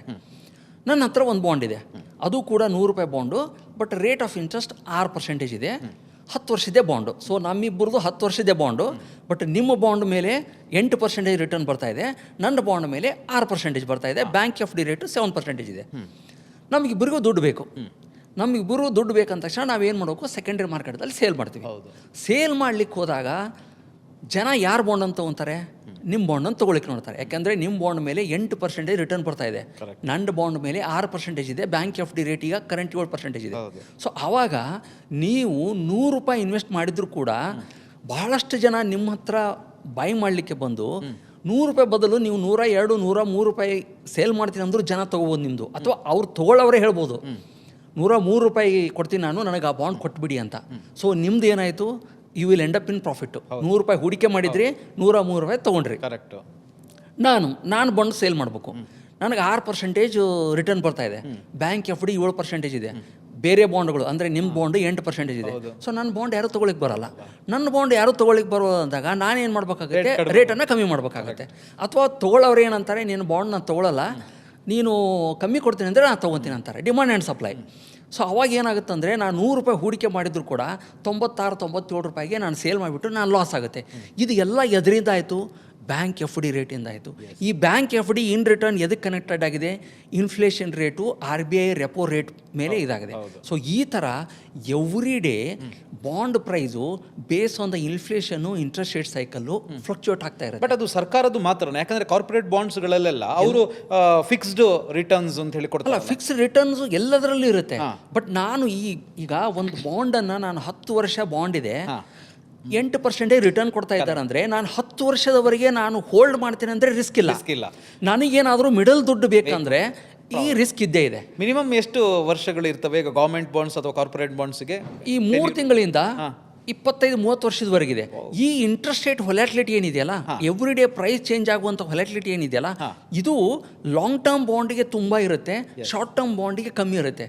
ಸೊ ಅದಕ್ಕೋಸ್ಕರ ನಾನು ಏನು ಹೇಳ್ತಾ ಇದ್ದೀನಿ ಅಂದರೆ, ನಿಮಗೆ 5 ವರ್ಷ ಆದ ನಂತರ ದುಡ್ಡು ಬೇಕಂದರೆ 5 ವರ್ಷ 6 ವರ್ಷ ಮ್ಯಾಚುರಿಟಿ ಆಗುವಂಥ ಬಾಂಡನ್ನು ತೊಗೊಳ್ಳಿ. 10 ವರ್ಷದ ಬಾಂಡ್ ತೊಗೊಳ್ಳೋದು 5 ವರ್ಷ ಆದ ನಂತರ ದುಡ್ಡು ಬೇಕಂದರೆ ನೀವು ಸೆಕೆಂಡ್ರಿ ಮಾರ್ಕೆಟ್ದಲ್ಲಿ ಸೇಲ್ ಮಾಡ್ಲಿಕ್ಕೆ ಹೋದಾಗ ನಿಮಗೆ ಲಾಸ್ ಆನ್ ಆಗ್ಬೋದು, ಪ್ರಾಫಿಟ್ ಆಗ್ಬೋದು. ನಂತರ ಈ ಇಂಟ್ರೆಸ್ಟ್ ರೇಟ್ ಇಂಪ್ಯಾಕ್ಟ್ ಏನಿದೆಯಲ್ಲ, ಇದು ಎಲ್ಲ ಬಾಂಡ್ಗಳಿಗೂ ಅಪ್ಲೈ ಆಗುತ್ತೆ. State government bond, central government bond, corporate bond, ಎಲ್ಲ ಬಾಂಡ್ಗಳಿಗೂ ಅಪ್ಲೈ ಆಗುತ್ತೆ. ಎಸ್ ಸರ್, ಈಗ ನೀವು ಹೇಳೋದಕ್ಕೇ ಬಂದರೆ ನಾನಿವಾಗ ಫಾರ್ ಎಕ್ಸಾಂಪಲ್ 10 ವರ್ಷಕ್ಕೆ ಬಾಂಡಲ್ಲಿ ಇನ್ವೆಸ್ಟ್ ಮಾಡ್ತೀನಿ, ಬಟ್ 5 ವರ್ಷ ಆದಾಗ ನೀವು ಹೇಳ್ದಂಗೆ ನನಗೆ ದುಡ್ಡು ಬೇಕಾಗುತ್ತೆ. ಇಂಥ ಸಂದರ್ಭದಲ್ಲಿ ನಾನು ಸೆಕೆಂಡರಿ ಮಾರ್ಕೆಟಲ್ಲಿ ಅದನ್ನು ಸೇಲ್ ಮಾಡುವಂಥದ್ದು ಇರೋದಾ ಅಥವಾ ವಿತ್ಡ್ರಾ ಮಾಡೋದಕ್ಕೂ ಕೂಡ ಆಪ್ಷನ್ ಇದೆಯಾ ಅಂತ? ಹೇಳ್ತೀನಿ. ಅದರಲ್ಲಿ ಸೆಕೆಂಡ್ರಿ ಮಾರ್ಕೆಟ್ದಲ್ಲಿ ಸೇಲ್ ಮಾಡಲಿಕ್ಕೆ ಯಾವಾಗ ಬೇಕಾದ್ರೂ ನೀವು ಸೇಲ್ ಮಾಡ್ಬೋದು. ಅದು ಒಂದು ಆ ಸೇಲ್ ಮಾಡಲಿಕ್ಕೆ ಈ ಇಂಟ್ರೆಸ್ಟ್ ರೇಟ್ ಸೈಕಲ್ ಇಂಪ್ಯಾಕ್ಟ್ ಪ್ರಕಾರ ನಿಮಗೆ ಲಾಭ ನಷ್ಟ ಆಗುತ್ತೆ.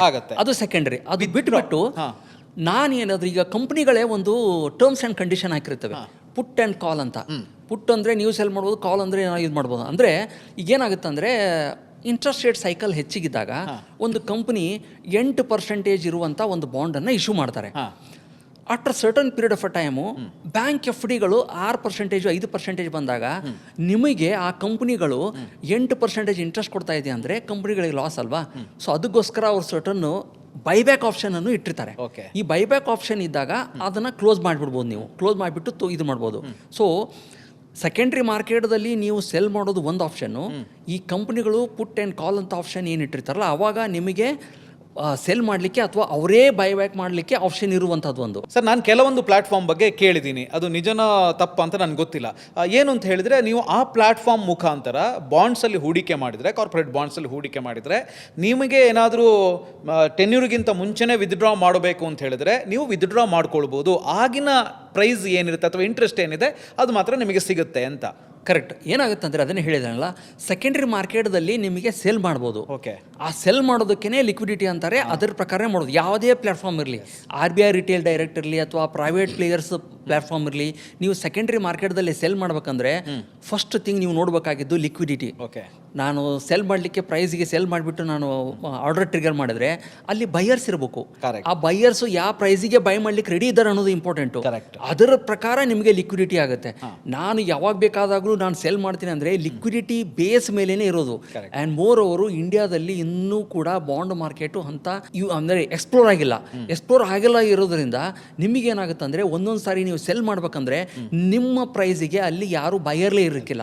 ಎಸ್ ಸರ್, ಈಗ ನಾವು ರಿಟರ್ನ್ಸ್ ಬಗ್ಗೆ ಮಾತನಾಡೋದಿದ್ರೆ, ನಿಮಗೆ ಗೊತ್ತಿರುವಂಗೆ ನಿಮ್ಮ ಅನುಭವದ ಪ್ರಕಾರ ಬಾಂಡ್ಸಲ್ಲಿ ಒಂದು ಮ್ಯಾಕ್ಸಿಮಮ್ ರಿಟರ್ನ್ಸ್ ಅಂತ ಹೇಳಿದ್ರೆ ಎಷ್ಟು ಬರಬಹುದು? ಯಾಕೆ ಇದನ್ನು ಕೇಳ್ತಾ ಇದ್ದೇನೆ ಅಂತ ಹೇಳಿದ್ರೆ, ಈಗ ಮ್ಯೂಚುವಲ್ ಫಂಡ್ ನಾವು ತಗೊಂಡ್ರೆ ಡೇಟಾ ಪ್ರಕಾರ ನಾವು ನೋಡಿದಾಗ, ಯಾಕೆಂದರೆ mutual fund subject to market risk, but yearly ಸುಮಾರು 12% ರಿಟರ್ನ್ಸ್ ಕೊಡುತ್ತೆ ಅಂತ ಹೇಳ್ತಾರೆ. ಸೊ ಈಗ ಬಾಂಡ್ಸಿಗೆ ಬಂದರೆ ಎಷ್ಟು ರಿಟರ್ನ್ಸ್ ಬರುತ್ತೆ? ಈಗ ಬಾಂಡ್ಸಲ್ಲಿ ನೀವು ಒಂದು ₹100 ಬಾಂಡ್ ಹೂಡಿಕೆ ಮಾಡ್ತಾ ಇದ್ದೀರಾ, 8% ಎವ್ರಿ ಇಯರ್ ಕೊಡ್ತಾರಂದರೆ 8% ಬ್ಯಾಂಕ್ ಎಫ್ ಡಿ ಥರ ರಿಟರ್ನ್ ಗ್ಯಾರಂಟಿ. ಹೌದು. ಅದ್ರ ಬದಲು ನೀವು ಸೆಕೆಂಡ್ರಿ ಮಾರ್ಕೆಟ್ದಲ್ಲಿ ನಾನು ಬೈ ಮಾಡ್ತೀನಿ, ಸೆಲ್ ಮಾಡ್ತೀನಿ, ಅದರಿಂದ ರಿಟರ್ನ್ಸ್ ಎಷ್ಟು ಬರುತ್ತೆ ಅಂದರೆ ಇಟ್ ಅಗೇನ್ ಡಿಪೆಂಡ್ಸ್ ಆನ್ ಯಾವ ಇಂಟ್ರೆಸ್ಟ್ ರೇಟ್ ಸೈಕಲ್ನಲ್ಲಿ ನೀವು ಹೂಡಿಕೆ ಮಾಡ್ತಾ ಇದ್ದೀರಿ, ಯಾವಾಗ ವಿಡ್ರಾ ಮಾಡ್ತಾ ಇದ್ದೀರಿ ಅನ್ನೋದ್ರ ಮೇಲೆ ಡಿಪೆಂಡ್ ಇರುತ್ತೆ. ಫಾರ್ ಎಕ್ಸಾಂಪಲ್, ಅದಕ್ಕೆ ಸಿಂಪಲಾಗಿ ಹೇಳ್ಬೇಕಂದ್ರೆ, ಬ್ಯಾಂಕ್ ಎಫ್ ಡಿ ರೇಟು ಅಥವಾ ಇನ್ಫ್ಲೇಷನ್ ರೇಟು ಕಮ್ಮಿ ಆದರೆ ಬಾಂಡ್ ಪ್ರೈಸ್ ಅಪ್ ಆಗುತ್ತೆ. ಅದೇ ಥರ ಇನ್ಫ್ಲೇಷನ್ ರೇಟ್ ಹೆಚ್ಚಾಗಿ ಎಫ್ ಡಿ ರೇಟ್ ಹೆಚ್ಚಾದರೆ ಬಾಂಡ್ ಪ್ರೈಸ್ ಕಮ್ಮಿ ಆಗುತ್ತೆ. ಸೊ ಆ ಥರ ನೀವು ಈಗ ಇನ್ಫ್ಲೇಷನ್ ರೇಟ್ ಕಮ್ಮಿ ಆಗ್ತಾ ಇದೆ, ಎಫ್ ಡಿ ರೇಟು ಕಮ್ಮಿ ಆಗ್ತಾ ಇದೆ ಅಂದಾಗ ಬಾಂಡ್ ಪ್ರೈಸ್ ಅಪ್ ಆಗ್ತಾ ಇದೆ ಅಂದಾಗ ಈಗ ನೀವು ಎಂಟ್ರಿ ಆದರೆ ನಿಮಗೆ ಲಾಂಗ್ ಟರ್ಮ್ದಲ್ಲಿ ಹೆಚ್ಚಿಗೆ ರಿಟರ್ನ್ ಕೊಡೋ ಚಾನ್ಸಸ್ ಇರುತ್ತೆ. ಬಟ್ ಅದೇ ಥರ ಟ್ರೆಂಡ್ ರಿವರ್ಸ್ ಆದರೆ ಲಾಸ್ ಆಗೋ ಚಾನ್ಸಸ್ ಇರುತ್ತೆ. ಸೊ ಅದಕ್ಕೋಸ್ಕರ ನೀವು ಆ ಬಾಂಡ್ ಮೇಲೆ ಯಾವ ಉದ್ದೇಶದಿಂದ ಹೂಡಿಕೆ ಮಾಡ್ತಾ ಇದ್ದೀರಿ ಇಂಪಾರ್ಟೆಂಟು. ನಿಮಗೆ ಕೂಪನ್ ಮೇಲೇ ನಿಮಗೆ ಗಮನ ಇದ್ದರೆ ಕೂಪನ್ದಲ್ಲಿ ಎಷ್ಟು ಇಂಟ್ರೆಸ್ಟ್ ಬರ್ತಾ ಇದೆಯಲ್ಲ ಅದು ಫಿಕ್ಸ್ಡ್ ಇರುತ್ತೆ. ಬಟ್ ನಾನು ಸೆಕೆಂಡ್ರಿ ಮಾರ್ಕೆಟ್ದಲ್ಲಿ ಬೈ ಸೆಲ್ಲು ಮಾಡ್ತೀನಿ ಅಂದರೆ ಇಂಟ್ರೆಸ್ಟ್ ಈಸ್ ನಾಟ್ ಗ್ಯಾರಂಟಿಡು, ಲಾಸೂ ಆಗ್ಬೋದು, ಪ್ರಾಫಿಟೂ ಆಗ್ಬೋದು. ಓಕೆ, ನನಗೇನು ಅನಿಸ್ತು ನೀವು ಹೇಳ್ತಾ ಇರಬೇಕಂದ್ರೆ, ಈಗ ಸ್ಟಾಕ್ ಮಾರ್ಕೆಟಲ್ಲಿ ಒಂದು ಸ್ಟಾಕ್ ಪ್ರೈಸು ಕಡಿಮೆ ಆದಾಗ ಪರ್ಚೇಸ್ ಮಾಡಿ ಜಾಸ್ತಿ ಆದಾಗ ಸೇಲ್ ಮಾಡ್ತೀವಲ್ಲ, ಅದೇ ಥರ ಬಾಂಡ್ಸಲ್ಲೂ ಕೂಡ ಇಂಟ್ರೆಸ್ಟ್ ರೇಟ್ ಕಡಿಮೆ ಆದಾಗ ನಾವು ತಗೊಂಡು ಇಂಟ್ರೆಸ್ಟ್ ಜಾಸ್ತಿ ಆದಾಗ ಸೇಲ್ ಮಾಡುವಂಥ ಆಪ್ಷನ್ ಇದೆ. ಇದೆ, ಆಪ್ಷನ್ ಇದೆ. ನಾನು ಆಗಲೇ ಹೇಳಿದಾಗೆ ಪ್ರೈಸ್ ಡೈಲಿ ಅಪ್ರಿಷಿಯೇಟ್ ಆಗ್ತಾ ಇರುತ್ತೆ base on the interest rate cycle, demand and supply ಅದ್ರ ಮೇಲೆ ಆಗ್ತಾ ಇರುತ್ತೆ. ಸೊ ಅದ್ರ ಪ್ರಕಾರ ನೀವು ಡೈಲಿ ಟ್ರೇಡಿಂಗ್ ಥರನೂ ಮಾಡ್ಬೋದು. But again it is not required. ಯಾಕೆ ಇದು ಮಾಡ್ತೀರಂತ, ಸೊ ಅದ್ರ ಬದಲು ನೀವು ರಿಸ್ಕನ್ನು ಅನಲೈಸ್ ಮಾಡಬೇಕು. ನಾನು ಆಗಲೇ ಹೇಳಿದಾಗೆ interest rate cycle, credit risk, default risk, ಇಂಥದ್ದೆಲ್ಲನೂ ಅನಲೈಸ್ ಮಾಡಿಬಿಟ್ಟು ನೀವು ಹೂಡಿಕೆ ಮಾಡಿದರೆ ಒಳ್ಳೆಯದು.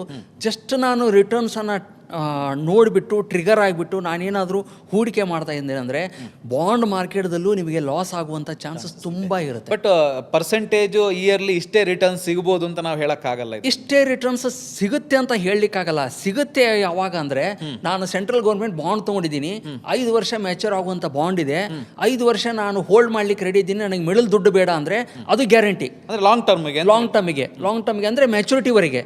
ನೀವು ಮ್ಯಾಚುರಿಟಿವರೆಗೆ ನೀವು ಹೂಡಿಕೆ ಮಾಡಲಿಕ್ಕೆ ರೆಡಿ ಇದ್ದೀರಿ, ನನಗೆ ಮಿಡಲ್ ದುಡ್ಡು ಬೇಡ ಅಂದರೆ ನಿಮಗೆ interest guarantee, principal guarantee, bank F D ಥರ. ಈಗ ನಾನು ರಿಸ್ಕ್ ತಗೊಳ್ಳಿಕ್ಕೆ ರೆಡಿ ಇದ್ದೀನಿ, ಕಾರ್ಪೊರೇಟ್ ಬಾಂಡ್ಸಲ್ಲಿ ನಾನು ಹೂಡಿಕೆ ಮಾಡ್ತೀನಿ ಅಂತ ಹೇಳಿದ್ರೆ ಮಾಡ್ತೀನಿ ಅಂದರೆ ಮಾಡ್ಬೋದು. ರಿಟರ್ನ್ಸ್ ಹೆಚ್ಚಿಗಿರುತ್ತೆ, ಅದರ ಪ್ರಕಾರ ರಿಸ್ಕು ಹೆಚ್ಚಿಗಿರುತ್ತೆ. ಸೊ ಅದನ್ನು ನೀವು ಬೇರ್ ಮಾಡಲಿಕ್ಕೆ ರೆಡಿ ಇದ್ದರೆ ಈ ರಿಸ್ಕ್ಗಳನ್ನು ನಾನು ಆಗಲೇ ಹೇಳಿದಾಗೆ risk, credit risk, default risk, interest rate ರಿಸ್ಕನ್ನು ನೀವು ಅನಲೈಸ್ ಮಾಡಿಬಿಟ್ಟು ನೀವು ಹೂಡಿಕೆ ಮಾಡಲಿಕ್ಕೆ ರೆಡಿ ಇದ್ದೀರಿ, ಲಾಸ್ ಆದರೂ ಬಿಯರ್ ಮಾಡಲಿಕ್ಕೆ ರೆಡಿ ಇದ್ದೀನಿ ಅಂದರೆ you can explore the corporate bonds. Yes sir, bonds ಅಂದರೆ ಏನು ಅಂತ ಹೇಳುವಂಥದ್ರ ಬಗ್ಗೆ ಕಂಪ್ಲೀಟ್ ಆಗಿ ಇನ್ಫಾರ್ಮೇಷನ್ ಕೊಟ್ರಿ. ಈಗ ನೆಕ್ಸ್ಟ್ ಬರುವಂಥ ಪ್ರಶ್ನೆ, ನಾನು ಕೂಡ ಬಾಂಡ್ಸಲ್ಲಿ ಹೂಡಿಕೆ ಮಾಡಬೇಕು. ಸೊ ಬಾಂಡ್ಸಲ್ಲಿ ಹೂಡಿಕೆ ಮಾಡಬೇಕು ಅಂತ ಹೇಳಿದ್ರೆ ಯಾವ ಪ್ಲಾಟ್ಫಾರ್ಮು ಅಥವಾ ಡಿಮ್ಯಾಟ್ ಅಕೌಂಟ್ ಏನಾದ್ರು ಬೇಕಾಗುತ್ತೆ, ಹೆಂಗೆ? ಡಿಮ್ಯಾಟ್ ಅಕೌಂಟ್ ಏನು ಬೇಕಾಗಿಲ್ಲ. ಒಂದು 2 to 3 ಇಯರ್ಸ್ ಬ್ಯಾಕು RBIದವರು ಫ್ರೀ ಪ್ಲ್ಯಾಟ್ಫಾರ್ಮನ್ನು ಲಾಂಚ್ ಮಾಡಿದ್ದಾರೆ ರಿಟೇಲ್ ಇನ್ವೆಸ್ಟರ್ಸಿಗೆ. ಓಕೆ. ಎಲ್ಲ ಬಾಂಡ್ಗಳು ಸ್ಟೇಟ್ ಗೌರ್ಮೆಂಟು, ಸೆಂಟ್ರಲ್ ಗೌರ್ಮೆಂಟು ಮತ್ತು ಈಗಿರುವಂಥ ಆಲ್ರೆಡಿ ಇರುವಂಥ ಎಕ್ಸಿಸ್ಟಿಂಗ್ ಸೋವರ್ಜಿನ್ ಗೋಲ್ಡ್ ಬಾಂಡ್ಸು ಫ್ರೀಯಾಗಿ ನೀವು ತೊಗೋಬೋದು. ಸಿಂಪಲ್ ಆಗಿ KYC ಕಂಪ್ಲೀಟ್ ಮಾಡಿ ಲಾಗಿನ್ ಕ್ರಿಯೇಟ್ ಮಾಡಿದ್ರೆ RBI ರಿಟೇಲ್ ಡೈರೆಕ್ಟ್ ಅನ್ನುವಂಥ ಪ್ಲಾಟ್ಫಾರ್ಮ್ ಮುಖಾಂತರ ನೀವು ಈಸಿಯಾಗಿ ತೊಗೋಬೋದು. ಸರ್, ಯಾವ ವೆಬ್ಸೈಟಿಗೆ ಲಾಗಿನ್ ಆಗಬೇಕು ನಾವು? www.rbiretailedirect.com ಅಂತ ವೆಬ್ಸೈಟ್ ಇದೆ. ಅಲ್ಲಿ ನೀವು ಲಾಗಿನ್ ಕ್ರಿಯೇಟ್ ಮಾಡಿಬಿಟ್ಟು ಈ ಎಲ್ಲ ಸ್ಟೇಟ್ ಗೌರ್ಮೆಂಟು, ಸೆಂಟ್ರಲ್ ಗೌರ್ಮೆಂಟು ಮತ್ತು ಈಗ ಆಲ್ರೆಡಿ ಇರುವಂಥ ಸೋವರ್ಜಿನ್ ಗೋಲ್ಡ್ ಬಾಂಡ್ಗಳನ್ನು ಎಲ್ಲವನ್ನು ತೊಗೋಬೋದು. ಸೊ ಅಲ್ಲೆಲ್ಲ ಇಂಟ್ರೆಸ್ಟು, ಟೆನ್ಯೂರ್ ಎಲ್ಲ ಹಾಕಿರ್ತಾರೆ, ಎಲ್ಲದೂ ಹಾಕಿರ್ತಾರೆ. ಎವ್ರಿ ಡೇ ಡೇಟಾ ಅಪ್ಡೇಟ್ ಮಾಡಿರ್ತಾರೆ ಆ್ಯಂಡ್ ಕಂಪ್ಲೀಟ್ಲಿ ಸೇಫು, ಯಾಕಂದರೆ it is run by the RBI. Yes sir, ಆ RBI ವೆಬ್ಸೈಟಲ್ಲಿ ಇದು ಗೌರ್ಮೆಂಟ್ ಬಾಂಡ್ಸ್ ಮಾತ್ರ ನಾವು ತಗೊಳ್ಳಿಕ್ಕಾಗೋದಲ್ವಾ? ಹೌದು, RBI ರಿಟೇಲ್ ಡೈರೆಕ್ಟ್ದಲ್ಲಿ ಸ್ಟೇಟ್ ಗೌರ್ಮೆಂಟು, ಸೆಂಟ್ರಲ್ ಗೌರ್ಮೆಂಟು ಮತ್ತು ಈಗ ಆಲ್ರೆಡಿ ಇಶ್ಯೂ ಆಗಿರುವಂಥ ಎಕ್ಸಿಸ್ಟಿಂಗ್ ಸೋವರ್ಜಿನ್ ಗೋಲ್ಡ್ ಬಾಂಡ್ಗಳನ್ನ ಮಾತ್ರ ನೀವು ತಗೊಳ್ಳಿಕ್ಕೆ ಸಾಧ್ಯ. ಎಸ್, ಇದರಲ್ಲಿ ಎಷ್ಟು ಮಿನಿಮಮ್ ಇನ್ವೆಸ್ಟ್ಮೆಂಟ್ ಅಂತ ಹೇಳಿದ್ರೆ ಎಷ್ಟು ಬೇಕು? ಆಮೇಲೆ ಅಕೌಂಟ್ ಕ್ರಿಯೇಟ್ ಮಾಡಬೇಕಂದ್ರೆ ಏನೇನು ಪ್ರೊಸೀಜರ್ ಇದೆ? ಅಕೌಂಟ್ ಕ್ರಿಯೇಟ್ ಮಾಡ್ಬೇಕಂದ್ರೆ ಏನು ಪ್ರೊಸೀಜರ್ ಏನಿಲ್ಲ. ಸಿಂಪಲ್ ಆಗಿ KYC ಕಂಪ್ಲೀಟ್ ಆಗಿಬಿಟ್ಟು ನೀವು ಲಾಗಿನ್ ಕ್ರಿಯೇಟ್ ಮಾಡ್ಕೊಂಡ್ಬಿಟ್ಟು ನೀವು ಬಿಡ್ ಮಾಡಿಬಿಟ್ಟು ನೀವು ತಗೋಬೋದು. ನಂತರ minimum amount it again depends on ಆ ಬಾಂಡ್ ಇಶ್ಯೂ ಮೇಲೆ. 1,000 ಇರುತ್ತೆ, 5,000 ಇರುತ್ತೆ, 10,000 ಇರುತ್ತೆ, but minimum 1,000. Central government, state government usually 1,000 ಇರುತ್ತೆ. ಅದು ಒನ್ ಟೈಮ್ ಅಲ್ವಾ ಸರ್? ಒನ್ ಟೈಮ್ ನಾವು ಹಾಕೋದಲ್ವಾ ಅದು? ಒನ್ ಟೈಮ್ನು ಹಾಕ್ಬೋದು ಅಥವಾ ಎವ್ರಿ ಮಂತ್ನು ಹಾಕ್ಬೋದು, ಎವ್ರಿ ಡೇನು ಹಾಕ್ಬೋದು. SIP ತರ ಅಂತ ಆಟೋಮೇಟೆಡ್ ಆಗಿ ನೀವು ಹೂಡಿಕೆ ಮಾಡ್ಲಿಕ್ಕಾಗಲ್ಲ. ನೀವೇ ಮ್ಯಾನ್ಯುಯಲಿ ಬಿಡ್ ಮಾಡಿಬಿಟ್ಟು ಬೈ ಮಾಡಬೇಕಾಗತ್ತೆ. ಬಟ್ ಅಲ್ಲಿರುವಂಥ ಬಾಂಡ್ಸ್ ಅಲ್ಲಿ ಯಾವುದು ಬೆಸ್ಟ್ ಅಥವಾ ಯಾವುದು ನನಗೆ ಸೂಕ್ತ ಅಂತ ಹೇಳಿ ನಾನು ಹೆಂಗೆ ಇದು ಮಾಡಲಿ ಗೌರ್ಮೆಂಟ್ ಬಾಂಡ್ಸ್ ಅಲ್ಲಿ? ಅದಕ್ಕೋಸ್ಕರ ನೀವೇನು ಮಾಡ್ಬೇಕಂದ್ರೆ, ನಾನು ಆಗಲೇ ಹೇಳಿದ ಹಾಗೆ ನಿಮಗೆ ಯಾವ ಪರ್ಪಸ್ಗೆ ಹೂಡಿಕೆ ಮಾಡ್ತಾ ಇದ್ದೀರಿ ಅನ್ನೋದು ಇಂಪಾರ್ಟೆಂಟು. ನನಗೆ ಒಂದು 5 ವರ್ಷದವರೆಗೆ ಎವ್ರಿ ಇಯರು ನನಗೆ ಇಂಟ್ರೆಸ್ಟ್ ಬೇಕು. 5 ವರ್ಷ ಆದ ನಂತರ ನನಗೆ ಪ್ರಿನ್ಸಿಪಲ್ ಬೇಕಂದರೆ 5 ವರ್ಷವಾಗಿರುವಂಥ ಬಾಂಡ್ಗಳನ್ನ, ಸೆಂಟ್ರಲ್ ಗೌರ್ಮೆಂಟು, ಸ್ಟೇಟ್ ಬಾಂಡ್ಗಳನ್ನ ತೊಗೋಬೋದು. ಇಲ್ಲ ನನಗೆ 1 ವರ್ಷ ಆದ ನಂತರ ದುಡ್ಡು ಬೇಕಾಗಿದೆ, ನಾನು ಅದಕ್ಕೆ ಹೂಡಿಕೆ ಮಾಡ್ತೇನೆ ಅಂದರೆ ಟ್ರೆಜರಿ ಬಿಲ್ ಅಂತ ಇರುತ್ತೆ, government treasury bill. Less than 1 year ಒಳಗಡೆ ಮ್ಯಾಚೂರ್ ಆಗುತ್ತೆ. ಸೊ ಅದನ್ನು ನೀವು ಹೂಡಿಕೆ ಮಾಡ್ಬೋದು. 30 ದಿವಸ, 60 ದಿವಸ, 90 ದಿವಸ ಅಥವಾ 1 ವರ್ಷದ ಒಳಗಡೆ ಇರ್ತವೆ. ಸೊ ಆ ಥರ ಹೂಡಿಕೆ ಮಾಡುವಾಗ ನಿಮ್ಮ ರಿಕ್ವೈರ್ಮೆಂಟ್ ಏನಿದೆ ಅನ್ನೋದ್ರ ಮೇಲೆ ಅವಾಗ ಅದು ಯಾವಾಗ ಮೆಚುರಿಟಿ ಆಗ್ತಾ ಇದೆ ಅನ್ನೋದು ನೋಡ್ಕೊಂಡ್ಬಿಟ್ಟು ನೀವು ಹೂಡಿಕೆ ಮಾಡೋದು ಒಳ್ಳೆಯದು. ಅಲ್ಲಿ ಇಂಟ್ರೆಸ್ಟ್ ಎಲ್ಲ ಅವ್ರು ಹಾಕಿರ್ತಾರೆ, ಎಷ್ಟು ಇಂಟ್ರೆಸ್ಟ್ ಸಿಗುತ್ತೆ? ಹೌದೌದು, ಇಂಟ್ರೆಸ್ಟ್ ಹಾಕಿರ್ತಾರೆ. ಅದಕ್ಕಿಂತ ಇಂಪಾರ್ಟೆಂಟ್ ನೀವು ನೋಡ್ಕೊಳ್ಳೋದಂದರೆ, ಬಾಂಡ್ ಮಾರ್ಕೆಟ್ದಲ್ಲಿ ನೀವು ಹೂಡಿಕೆ ಮಾಡೋದಾಗ ಈಲ್ಡ್ ಟು ಮ್ಯಾಚುರಿಟಿ ಅನ್ನುವಂಥ ಕಾನ್ಸೆಪ್ಟ್ ಬರುತ್ತೆ. ಈಲ್ಡ್ ಟು ಮ್ಯಾಚುರಿಟಿ ಅಂದರೆ ಏನಂತ ಹೇಳ್ತೀನಿ. ನೀವು ಆ ಬಾಂಡ್ ಇಶ್ಯೂ ಆಗುವಾಗ ₹100 ಬಾಂಡ್ ಇದೆ, ಪ್ರತಿ ವರ್ಷ ನಾನು 8% ಇಂಟ್ರೆಸ್ಟ್ ಕೊಡ್ತಾ ಇದ್ದೀನಿ. 10 ವರ್ಷ ಟೆನ್ಯೂರ್ ಇದೆ ಅಂದಾಗ 10 ವರ್ಷ ನಿಮಗೆ 8% ಇಂಟ್ರೆಸ್ಟ್ ಗ್ಯಾರಂಟಿ ಆಗಿರುತ್ತೆ. ಬಟ್ ನಾನು ಸೆಕೆಂಡ್ರಿ ಮಾರ್ಕೆಟಿಂದ ಬಾಂಡ್ ತೊಗೊತಾ ಇದ್ದೀನಿ. ಸೆಕೆಂಡ್ರಿ ಮಾರ್ಕೆಟಿಂದ ಬಾಂಡ್ ತೊಗೊಳ್ಳುವಾಗ ಆ ಟೆನ್ಯೂರು ಕಮ್ಮಿ ಆಗಿರುತ್ತೆ, ಯಾಕಂದರೆ ಆಲ್ರೆಡಿ ಯಾರೋ ತೊಗೊಂಡಿರ್ತಾರೆ, ಅದನ್ನು ಸೆಲ್ ಮಾಡ್ತಿರ್ತಾರೆ. ಸೊ ಆವಾಗ ಈ ಈಲ್ಡ್ ಟು ಮ್ಯಾಚುರಿಟಿ ಅನ್ನುವಂಥ ಕಾನ್ಸೆಪ್ಟ್ ಬರುತ್ತೆ. ಈಲ್ಡ್ ಟು ಮ್ಯಾಚುರಿಟಿ ಕಾನ್ಸೆಪ್ಟ್ ಅಂದರೆ ₹100 ಬಾಂಡು ಇವತ್ತು ನನಗೆ ಯಾವ ಪ್ರೈಸಿಗೆ ಸಿಗ್ತಾ ಇದೆ ಅದನ್ನು ನೋಡೋದು. ಆ ₹100 ಬಾಂಡನ್ನು ಆ ಪ್ರೈಸಿಗೆ ತೊಗೊಂಡ ನಂತರ ಎವ್ರಿ ಇಯರು ಅವ್ರು ಇಂಟ್ರೆಸ್ಟ್ ಕೊಡ್ತಾರೆ. ಆ ಇಂಟ್ರೆಸ್ಟ್ ಕೊಡೋದು ನಾನು ತೊಗೊಂಡಿರುವಂಥ ಪ್ರೈಸ್ ಮೇಲೆ ಅಲ್ಲ, ಆ ಫೇಸ್ ವ್ಯಾಲ್ಯೂ ಏನಿರುತ್ತಲ್ಲ ಅದರ ಮೇಲೆ ಕೊಡ್ತಾ ಇರ್ತಾರೆ. ಸೊ ಅದಕ್ಕೋಸ್ಕರ ಆ ಫೇಸ್ ವ್ಯಾಲ್ಯೂ ಮೇಲೆ ರಿಟರ್ನ್ ಎಷ್ಟು ಬರುತ್ತೆ ಎವ್ರಿ ಇಯರು, ಮ್ಯಾಚುರಿಟಿ ಆದ ನಂತರ ಆ ಫೇಸ್ ವ್ಯಾಲ್ಯೂನೇ ರಿಟರ್ನ್ ಕೊಡ್ತಾರೆ, ನಾನು ಹಾಕಿರುವಂಥ ಪ್ರೈಸನ್ನು ಕೊಡಲ್ಲ ಅವರು. ಸೊ ಈ ₹100 ಬಾಂಡನ್ನು ನಾನು ₹106 ಇವತ್ತು ತೊಗೊತಾ ಇದ್ದರೆ ನನಗೆ ಇಂಟ್ರೆಸ್ಟ್ ಬರೋದು ₹100 ಮೇಲೆ, ನಂತರ ನನಗೆ ರಿಟರ್ನ್ ಬರೋದು ₹100. ಸೊ ಈ ಥರ ಹೂಡಿಕೆ ಮಾಡುವಾಗ ನನಗೆ ರಿಟರ್ನ್ ಆನ್ ಇನ್ವೆಸ್ಟ್ಮೆಂಟ್ ಎಷ್ಟು ಆಗುತ್ತೆ ಅನ್ನೋದಕ್ಕೆ ಈಲ್ಡ್ ಟು ಮೆಚುರಿಟಿ ಅಂತಾರೆ. ಅದನ್ನು ನಾವು ಚೆಕ್ ಮಾಡಿ ಅದನ್ನ ಎವ್ರಿ ಡೇ ಸಂಜೆ RBI ರಿಟೇಲ್ ಡೈರೆಕ್ಟ್ದವರು ಪಬ್ಲಿಷ್ ಮಾಡ್ತಾರೆ. ಸೊ ಅದರ ಬೇಸ್ ಮೇಲೆ ಇವತ್ತು ಒಂದು 10 ವರ್ಷದ ಬಾಂಡ್ ನೀವು ತೊಗೊತಾ ಇದ್ರೆ ಆ ಪ್ರೈಸು ₹1,000 ಬಾಂಡ್ ಆಗಿದ್ದರೆ ₹1,000 ಇರಲ್ಲ, ಹೆಚ್ಚೂ ಆಗಿರುತ್ತೆ, ಕಮ್ಮಿನೂ ಆಗಿರುತ್ತೆ.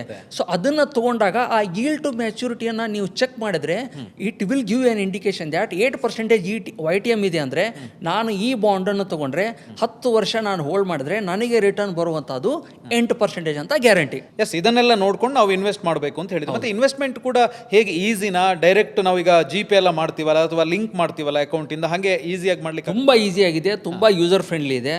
ನೀವು ಆರಾಮಾಗಿ ಮಾಡ್ಬೋದು. ಎಸ್ಪೆಷಲಿ ನಿಮಗೆ RBI ರಿಟೇಲ್ ಡೈರೆಕ್ಟ್ ಪ್ಲಾಟ್ಫಾರ್ಮ್ದಲ್ಲಿ ನಿಮಗೆ ಡಿಫಿಕಲ್ಟಿ ಅನಿಸಿದೆ, ಅವರೇ ಸರ್ಟನ್ ವಿಡಿಯೋಸನ್ನು ಹಾಕಿದ್ದಾರೆ ಪ್ಲಾಟ್ಫಾರ್ಮ್ದಲ್ಲಿ. ಯೂಸರ್ ಫ್ರೆಂಡ್ಲಿ ಹೇಗೆ ನೀವು ಬೈ ಮಾಡಬೇಕು, ಸೆಲ್ ಮಾಡಬೇಕು ಅನ್ನೋದ್ರ ಬಗ್ಗೆ ತುಂಬ ಡಿಟೇಲ್ ಆಗಿ ಗೈಡೆನ್ಸ್ ಕೊಟ್ಟಿದ್ದಾರೆ. ಅದನ್ನ ನೋಡ್ಕೊಂಡ್ಬಿಟ್ಟು ಮಾಡ್ಬೋದು. ಅದು ನಿಮಗೆ ಕಷ್ಟ ಅನಿಸಿದರೆ ಈ SEBI ರಿಜಿಸ್ಟರ್ಡ್ ಪ್ಲಾಟ್ಫಾರ್ಮ್ಸ್ ಏನು ಬಂದಿವೆಲ್ಲ ಅದ್ರ ಮುಖಾಂತರ ತುಂಬ ಯೂಸರ್ ಫ್ರೆಂಡ್ಲಿ ಇವೆ. ಅದ್ರ ಮುಖಾಂತರನೂ ಕೂಡ ನೀವು central government, state government, corporate bond, PSU ಬಾಂಡ್ಗಳನ್ನ ಅಲ್ಲಿ ಹೂಡಿಕೆ ಮಾಡ್ಬೋದು. ಎಸ್ ಸರ್, ನೀವು ಬಾಂಡ್ಸನ್ನು ಯಾರಿಗೆ ರೆಕಮೆಂಡ್ ಮಾಡ್ತೀರಾ? ಯೂಸಲಿ ಎಂಥವ್ರಿಗೆ ಬಾಂಡ್ ರೆಕಮೆಂಡ್ ಮಾಡ್ತೀವಿ ಅಂದರೆ, ಆಲ್ರೆಡಿ ಅಕ್ಯುಮುಲೇಟ್ ಮಾಡ್ಕೊಂಡಿರ್ತಾರೆ ದುಡ್ಡನ್ನು, ರಿಟೈರೀಸ್ ಇರ್ತಾರೆ, ಅವ್ರಿಗೆ ಒಂದಷ್ಟು ಕಾರ್ಪಸ್ ಇರುತ್ತೆ, ಅವರಿಗೆ ಕಾನ್ಸ್ಟೆಂಟ್ ಸ್ಟ್ರೀಮ್ ಆಫ್ ಇನ್ಕಮ್ ಬೇಕಾಗಿರುತ್ತೆ, ಸೇಫ್ ಆಗಿರುವಂಥ ಇನ್ಕಮ್ ಬೇಕಾಗಿರುತ್ತೆ ಎವ್ರಿ 6 ಮಂತ್ಸು 1 ಇಯರ್, ಅಥವಾ ಲಾಂಗ್ ಟರ್ಮ್ಗೋಸ್ಕರ. ಈಗ for example post office, SCSS, MIS ಅಂದರೆ 5 ವರ್ಷ ಈ ಥರ ಟೆನ್ಯೂರ್ ಇದೆ. ಬಟ್ ನನಗೆ 10 ರಿಂದ 15 ವರ್ಷ ಕಾನ್ಸ್ಟೆಂಟ್ ಸ್ಟ್ರೀಮ್ ಆಫ್ ಇನ್ಕಮ್ ನನಗೆ ಎವ್ರಿ ಇಯರ್ ಬೇಕು ನನ್ನ ಸರ್ವೈವಲಿಗೆ ಅಂದಾಗ ಅಂಥವರಿಗೆ ಈ ಬಾಂಡ್ಗಳು ತುಂಬ ಸೂಕ್ತ ಆಗುತ್ತೆ. ಯಾಕಂದರೆ ಒನ್ಸ್ ಇನ್ 6 ಮಂತ್ಸು, ಕ್ವಾರ್ಟರ್ಲಿ ಅಥವಾ ಇಯರ್ಲಿ ಇಂಟ್ರೆಸ್ಟ್ ಕೊಡ್ತಾ ಇರೋದ್ರಿಂದ ಅವ್ರಿಗೆ ಸರ್ವೈವ್ ಆಗಲಿಕ್ಕೂ ಸಾಧ್ಯ ಆಗುತ್ತೆ. ಅದ್ರ ಜೊತೆಗೆ ಅವ್ರು ಹೂಡಿಕೆ ಮಾಡಿರುವಂಥ ಪ್ರಿನ್ಸಿಪಲ್ ಕೂಡ ಸೇಫ್ ಆಗಿರುತ್ತೆ. ಸೊ ರಿಟೈರೀಸ್ಗೆ ಈ ಡೈರೆಕ್ಟ್ ಬಾಂಡ್ ಹೂಡಿಕೆಯಲ್ಲಿ ಇನ್ವೆಸ್ಟ್ ಮಾಡೋದ್ರಿಂದ ಒಳ್ಳೆ ಆಪ್ಷನ್ ಇರ್ಬೋದು ಅಂತ ನಾನು ಹೇಳ್ಕೊತೀನಿ. Yes sir. ಈಗ ಗೌರ್ಮೆಂಟ್ ಬಾಂಡ್ಸ್ ಬಗ್ಗೆ ನೀವು ಎಕ್ಸ್ಪ್ಲೈನ್ ಮಾಡಿದ್ದು, ಇದರಲ್ಲಿ ನಾನೊಂದು ಕೇಳಬೇಕು ಅಂದರೆ, ಯಾಕಂದರೆ ಎಲ್ರಿಗೂ ಕೂಡ ಇಂಟ್ರೆಸ್ಟ್ ಇರೋದು ರಿಟರ್ನ್ಸ್ ಮೇಲೆ. ಸೊ ಇದರಲ್ಲಿ ಮಿನಿಮಮ್ ರಿಟರ್ನ್ಸು ಮತ್ತು ಮ್ಯಾಕ್ಸಿಮಮ್ ರಿಟರ್ನ್ಸ್ ಎಷ್ಟಿದೆ ನೀವು ನೋಡಿದಂಗೆ? ಮಿನಿಮಮ್ ರಿಟರ್ನ್ಸು ಈಗ typically short term FD, long term FD ಥರನೇ ರಿಟರ್ನ್ಸ್ ಇರುತ್ತೆ. ನೀವೇನಾದರೂ ಬಾಂಡ್ ಮ್ಯಾಚುರಿಟಿ ಆಗುವವರೆಗೆ ಹೋಲ್ಡ್ ಮಾಡ್ತೀನಿ ಅಂದರೆ, ಬಟ್ ಅಕಸ್ಮಾತ್ ನಾನು ಆಗಲೇ ಹೇಳಿದ ಹಾಗೆ ನೀವು ಬಾಂಡನ್ನು ಬಿಫೋರ್ ಮ್ಯಾಚುರಿಟಿ ಸೆಲ್ ಮಾಡ್ತೀನಿ ಅಂದರೆ ಇಂಟ್ರೆಸ್ಟು ಅಥವಾ ರಿಟರ್ನ್ಸು ಗ್ಯಾರಂಟಿ ಇರಲ್ಲ. ಬಟ್ ನಾನು ಮೆಚುರಿಟಿವರೆಗೆ ಹೋಲ್ಡ್ ಮಾಡ್ತೀನಿ ಅಂದರೆ ಎಷ್ಟು ಇದೆ ಮ್ಯಾಕ್ಸಿಮಮ್? ಈಗ 10 ವರ್ಷದ ಬಾಂಡ್ ನೋಡಿ, 10 ವರ್ಷದ ಬಾಂಡ್ ಇವತ್ತಿನ ಪ್ರಕಾರ ಒಂದು 6.5% 7% ರಿಟರ್ನ್ಸ್ ಕೊಡುತ್ತೆ. ಓಕೆ ಅಂದರೆ ನೀವು ಇವತ್ತು ನಾನು ಹೋಲ್ಡ್ ಮಾಡಿಬಿಟ್ರೆ, ಇವತ್ತು ನಾನು ಹೂಡಿಕೆ ಮಾಡಿ 10 ವರ್ಷದವರೆಗೆ ನಾನು ಹೋಲ್ಡ್ ಮಾಡಿದರೆ 6.5% 7%, 7.5% ಇರುತ್ತೆ. ಅದೇ ಥರ ನೀವು ಈಗ short term bonds, 1 year mature ಆಗುವಂಥ ಬಾಂಡು, 2-3 ವರ್ಷ ಮ್ಯಾಚೂರ್ ಆಗುವಂಥ ಬಾಂಡ್ಸ್ಗಳು ನೋಡಿದ್ರೆ ಅವು ಟಿಪಿಕಲಿ ಬ್ಯಾಂಕ್ FD ರೇಟ್ ಥರನೇ ಇರುತ್ತೆ. ಬಟ್ ನಾನಾಗಲೇ ಹೇಳಿದ ಹಾಗೆ ಹೊಲ್ಯಾಟಿಲಿಟಿ ಸ್ವಲ್ಪ ಹೆಚ್ಚಿಗಿರುತ್ತೆ. ಬಟ್ ಈಗ ನೀವು ಹೇಳಿದ್ರಿ 6%, 6.5% ಅಥವಾ 7% ಅಂತ, ಬಟ್ ನೋಡಿದಾಗ ತುಂಬ ಕಡಿಮೆ ಅಂತ ಅನ್ಸಲ್ವಾ ಸರ್? ಕಮ್ಮಿ ಅನಿಸುತ್ತೆ. ಯಾಕೆ ಅಂದರೆ ನೀವು ಸೇಫ್ಟಿ ನೋಡ್ತಾ ಹೋದರೆ, ಅಕಸ್ಮಾತ್ ನಾನು ಸೆಂಟ್ರಲ್ ಗೌರ್ಮೆಂಟ್ ಬಾಂಡ್ ಬೇಡ ಮತ್ತು ಸ್ಟೇಟ್ ಗೌರ್ಮೆಂಟ್ ಬಾಂಡ್ ಬೇಡ, ನನಗೆ ಕಾರ್ಪೊರೇಟ್ ಬಾಂಡ್ ಬೇಕು, ನನಗೆ ರಿಟರ್ನ್ ಸ್ವಲ್ಪ ಬ್ಯಾಂಕ್ FDಗಳಿಗಿಂತ ಅಥವಾ ಇವುಗಳಿಗಿಂತ ಹೆಚ್ಚಿಗೆ ಬೇಕಂದರೆ then you have to explore the corporate bond. Yes, ಈಗ ನಾನು ಕೇಳ್ತೀನಿ ಸರ್, ಈಗ ನೀವು ಗೌರ್ಮೆಂಟ್ ಬಾಂಡ್ಸ್ ಬಗ್ಗೆ ಕಂಪ್ಲೀಟ್ ಆಗಿ ತಿಳಿಸ್ಕೊಟ್ರಿ. ಸೊ ಇನ್ವೆಸ್ಟ್ಮೆಂಟು ಹೇಗೆ ಅಂತೆಲ್ಲ ಹೇಳಿದ್ರಿ, ಯಾವ ವೆಬ್ಸೈಟ್ ಥ್ರೂ ನಾವು ಲಾಗಿನ್ ಆಗಿ ಇನ್ವೆಸ್ಟ್ ಮಾಡ್ಬೋದು ಅಂತ ತಿಳಿಸ್ಕೊಟ್ರಿ. ಈಗ ಕಾರ್ಪೊರೇಟ್ ಬಾಂಡ್ಸ್ ಅಂತ ಹೇಳಿ ಬಂದರೆ ಹೇಗೆ ಹೂಡಿಕೆ ಮಾಡೋದು, ಅದಕ್ಕಿರುವಂಥ ಪ್ಲಾಟ್ಫಾರ್ಮ್ ಯಾವುದು? ಕಾರ್ಪೊರೇಟ್ ಬಾಂಡ್ಗಳಲ್ಲಿ ಹೂಡಿಕೆ ಮಾಡಬೇಕಂದ್ರೆ ಒಂದು ಸಿಂಪಲ್ ಆಗಿರುವಂಥ ವಿಧಾನ ಅಂದರೆ, ನಾನು ಆಗಲೇ ಹೇಳಿದಾಗೆ SEBI registered platforms already launch ಆಗಿವೆ. ಅವುಗಳ ಮುಖಾಂತರ ನೀವು ಹೂಡಿಕೆ ಮಾಡಿ ಅಲ್ಲೂ ಕಾರ್ಪೊರೇಟ್ ಬಾಂಡ್ ಸಿಗುತ್ತೆ. ಬಟ್ ನೀವು ಆ ಪ್ಲಾಟ್ಫಾರ್ಮ್ ಗ್ಯಾರಂಟಿ ಅಂತ ತಿಳ್ಕೊಬೇಡಿ. SEBI ರಿಜಿಸ್ಟರ್ಡ್ ಇನ್ವೆಸ್ಟ್ಮೆಂಟ್ ಪ್ಲಾಟ್ಫಾರ್ಮ್ ಇದೆ ಅಂದ ತಕ್ಷಣ ಪ್ಲಾಟ್ಫಾರ್ಮ್ ಗ್ಯಾರಂಟಿ ಅಲ್ಲ. ಅವರು ಜಸ್ಟ್ ನಿಮ್ಗೆ ಪ್ಲಾಟ್ಫಾರ್ಮ್ ಕೊಡ್ತಾರೆ. ಬಾಂಡ್ ಮಾರ್ಕೆಟ್ದಲ್ಲಿರುವಂಥ ರಿಸ್ಕನ್ನು ನೀವೇ ಬಿಯರ್ ಮಾಡಬೇಕು. ಅವ್ರು ಜಸ್ಟ್ ನಿಮಗೊಂದು ಫೆಸಿಲಿಟಿ ಕೊಡ್ತಾರೆ ಬೈ ಮಾಡಲಿಕ್ಕೆ, ಸೆಲ್ ಮಾಡಲಿಕ್ಕೆ. SEBI ರಿಜಿಸ್ಟರ್ಡ್ ಪ್ಲಾಟ್ಫಾರ್ಮ್ ಇದೆ ಅಂದ ತಕ್ಷಣ ಬಾಂಡು ಕೂಡ ಗ್ಯಾರಂಟಿ ಅಂತ ತಿಳ್ಕೊಬೇಡಿ. ಪ್ಲಾಟ್ಫಾರ್ಮ್ ಮುಖಾಂತರ ಹೂಡಿಕೆ ಮಾಡ್ಬೋದು, ತುಂಬ ಯೂಸರ್ ಫ್ರೆಂಡ್ಲಿ ಇವೆ. ಬಟ್ ಅಲ್ಲಿ ಇರುವಂಥ ಐ ಕ್ಯಾಚಿಂಗ್ ರಿಟರ್ನ್ಸು ಇದನ್ನು ನೋಡಿಬಿಟ್ಟು ಹೂಡಿಕೆ ಮಾಡಬೇಡಿ. ನಿಮಗೆ ರಿಸ್ಕು ರಿಟರ್ನು ಅನಲೈಸ್ ಮಾಡಿಬಿಟ್ಟು ನೀವು ಹೂಡಿಕೆ ಮಾಡೋದು ಇಂಪಾರ್ಟೆಂಟ್. ಈಗ ಒಂದು ವೇಳೆ ಬಾಂಡ್ಸ್ ಕೊಟ್ಟಿರುವಂಥ ಕಂಪನಿ ಮುಚ್ಚಿ ಹೋಗ್ಬಿಟ್ರೆ, ಬಾಂಡ್ಸ್ ಕೊಟ್ಟಿರುವಂಥ ಇಶ್ಯೂ ಮಾಡಿರುವಂಥ ಕಂಪನಿಗಳು ಮುಚ್ಚಿ ಹೋದಂಥ ಎಕ್ಸಾಂಪಲ್ಸ್ ಇವೆ. ಸೊ ಅವಾಗ ಏನಾಗುತ್ತಂದರೆ ಆ ಕಂಪನಿ ಡಿಸಾಲ್ವ್ ಆಗಿಬಿಟ್ಟು ನಿಮಗೆ ಅಸೆಟ್ ಸಿಗೋವರೆಗೆ ಯು ಹ್ಯಾವ್ ಟು ವೇಟ್ ಅಷ್ಟೇ. ಸೊ ಅದಕ್ಕೋಸ್ಕರ ನೀವೇನಾದರೂ ಹೂಡಿಕೆ ಮಾಡಬೇಕು, ನನ್ನ ದುಡ್ಡು ಸೇಫ್ಟಿ ಆಗಿರಬೇಕು ಅಂತಂದರೆ ನೀವು ಸ್ಟೇಟ್ ಗೌರ್ಮೆಂಟು, ಸೆಂಟ್ರಲ್ ಗೌರ್ಮೆಂಟ್ ಬಾಂಡ್ಗಳನ್ನ ಎಕ್ಸ್ಪ್ಲೋರ್ ಮಾಡೋದು ಬೆಟರು. ನನಗೆ ರಿಸ್ಕ್ನ ತೊಗೊಳ್ಳಿಕ್ಕೆ ರೆಡಿ ಇದ್ದೀನಿ, ನನಗೆ ರಿಟರ್ನ್ಸು ಹೆಚ್ಚಿಗೆ ಬೇಕಂದರೆ ಕಾರ್ಪೊರೇಟ್ ಬಾಂಡ್ಗಳನ್ನು ನೀವು ಹೂಡಿಕೆ ಮಾಡ್ಬೋದು. ಸರ್, ಎಲ್ಲರೂ ಕೂಡ ಎಕ್ಸ್ಪೆಕ್ಟ್ ಮಾಡೋದು ಜಾಸ್ತಿ ರಿಟರ್ನ್ಸ್ ಬೇಕು ಅಂತಾನೆ. ಈಗ 6%, 6.5% ಅಂತ ಹೇಳಿದಾಗ 1 ವರ್ಷ FDನೋ 2 ವರ್ಷ FDನೋ ಇಟ್ಟು ಹಾಕುವಂಥವ್ರು ಇರ್ತಾರೆ, ಅಥವಾ ಬೇರೆ ಯಾವ್ದಾದ್ರು ಆಪ್ಷನನ್ನು ಹುಡುಕ್ತಾರೆ. ಸ್ವಲ್ಪ ಜಾಸ್ತಿ ರಿಟರ್ನ್ಸ್ ಬೇಕು ಬಟ್ ಚೆನ್ನಾಗಿರಬೇಕು ಅಂತ ಹೇಳಿ ಬಂದಾಗ ಕಾರ್ಪೊರೇಟ್ ಬಾಂಡ್ಸನ್ನು ಡೆಫಿನೆಟ್ಲಿ ಚೂಸ್ ಮಾಡ್ತಾರೆ. ಸೊ ಈ ಕಾರ್ಪೊರೇಟ್ ಬಾಂಡ್ಸನ್ನು ಸೆಲೆಕ್ಟ್ ಮಾಡಬೇಕು ಅಂತ ಹೇಳಿದ್ರೆ ಏನೇನು ನೋಡ್ಬೇಕು actually? First credit rating is the most important criteria when selecting the bonds. ಈಗ ಹೆಂಗಿರುತ್ತೆ credit rating? AAA, AA, BBB, BB ಈ ಥರ ಕ್ರೆಡಿಟ್ ರೇಟಿಂಗ್ ಡೌನ್ ಆಗ್ತಾ ಹೋಗುತ್ತೆ. ಈಗ AA ಅಂದ್ರೆ ಏನು? ಸ್ಟೇಬಲ್ಲು ಅಂದರೆ ಒಳ್ಳೆ ಕ್ವಾಲಿಟಿ ಇರುವಂಥ ಕಂಪನಿ ಅಂತ ನೀವು ತಿಳ್ಕೊಬೇಕು. ಬಟ್ ಅದಕ್ಕೆ ರಿಟರ್ನ್ಸ್ ಕಡಿಮೆ ಇರುತ್ತೆ. ರಿಟರ್ನ್ಸ್ ಕಮ್ಮಿ ಇರುತ್ತೆ. ನಾನು ಆಗ್ಲೇ ಹೇಳಿದಾಗೆ ಸಿಂಪಲ್ ಆಗಿ ಹೇಳ್ಬೇಕಂದ್ರೆ SBI bank F D versus ನಮ್ಮ ಲೋಕಲ್ ಆಗಿರುವಂತ cooperative bank F D. So AAA rated bond ಇರುವಂತವರು ಯಾವಾಗಲೂ ಸ್ವಲ್ಪ ಲೋ ಇಂಟ್ರೆಸ್ಟ್ ಅನ್ನ ಕೊಡ್ತಾರೆ. ಅಂದ್ರೆ ಈ ಫಾರ್ಮುಲಾ ಹೇಳ್ತೀವಲ್ಲ ಸ್ಟಾಕ್ ಮಾರ್ಕೆಟ್ ಅಲ್ಲಿ ರಿಸ್ಕ್ ರಿವಾರ್ಡ್ ರೇಷಿಯೋ ಅಂತ ಹೇಳಿದಾಗ ಏನು ರಿಸ್ಕ್ ಜಾಸ್ತಿ ಇದ್ರೆ ರಿಟರ್ನ್ಸ್ ಜಾಸ್ತಿ, ರಿಸ್ಕ್ ಕಡಿಮೆ ಆದ್ರೆ ರಿಟರ್ನ್ಸ್ ಕೂಡ ಕಡಿಮೆ ಅಂತ. ಸೊ ಅದನ್ನ ನೋಡ್ಕೊಂಡು ನಾವು ಇನ್ವೆಸ್ಟ್ ಮಾಡೋದು ಒಂದನೇ ಕ್ರೈಟೇರಿಯಾ. ಎರಡನೇ ಕ್ರೈಟೇರಿಯಾ ನಿಮ್ಗೆ ದುಡ್ಡು ಯಾವಾಗ ಬೇಕಾಗಿದೆ. 10 ಇಯರ್. ನಾನು ಆಗಲೇ ಹೇಳಿದಾಗೆ ನಿಮಗೆ 5 ವರ್ಷಕ್ಕೆ ದುಡ್ಡು ಬೇಕಾಗಿದೆ ಅಂದರೆ 5 ವರ್ಷ ಮ್ಯಾಚರ್ ಆಗುವಂಥ ಬಾಂಡನ್ನೇ ಸೆಲೆಕ್ಟ್ ಮಾಡಿ. 10 ವರ್ಷ ಬಾಂಡು ಈಲ್ಡ್ ಚೆನ್ನಾಗಿ ಸಿಗ್ತಾ ಇದೆ ಈಗ ಅಂದ್ಬಿಟ್ಟು ನಾನು ಎಂಟ್ರಿ ಆಗಿ ನಾನು 5 ವರ್ಷ ಆದ ನಂತರ ನಾನು ಸೆಕೆಂಡ್ರಿ ಮಾರ್ಕೆಟ್ದಲ್ಲಿ ನಾನು ಸೇಲ್ ಮಾಡ್ತೀನಿ ಅಂದರೆ ಆವಾಗಲೇ ಇಂಟ್ರೆಸ್ಟ್ ರೇಟ್ ಸೈಕಲ್ ಪ್ರಕಾರ ನಿಮಗೆ ಲಾಭ ಆಗುವಂಥ ಚಾನ್ಸಸ್ ಇರುತ್ತೆ, ಲುಕ್ಷಾನ್ ಆಗುವಂಥ ಚಾನ್ಸಸ್ ಇರುತ್ತೆ. ಸೊ ಅದಕ್ಕೋಸ್ಕರ ನಿಮ್ಮ ಟೆನ್ಯೂರನ್ನು ನೀವು ಚೂಸ್ ಮಾಡಿ ಇನ್ವೆಸ್ಟ್ ಮಾಡೋದು ಒಳ್ಳೆಯದು. Absolutely sir. ಈಗ ಬಾಂಡ್ಸ್ ಇಂದ ಬರುವಂತ ರಿಟರ್ನ್ಸ್ ಅದು ಗವರ್ಮೆಂಟ್ ಬಾಂಡ್ಸ್ ಇರ್ಬೋದು, ಕಾರ್ಪೊರೇಟ್ ಬಾಂಡ್ಸ್ ಇರ್ಬೋದು. ಸೊ ಇದಕ್ಕೆ ಟ್ಯಾಕ್ಸ್ ಇದೆಯಾ ಸರ್? ಹೆಂಗೆ ಅಪ್ಲೈ ಆಗುತ್ತೆ?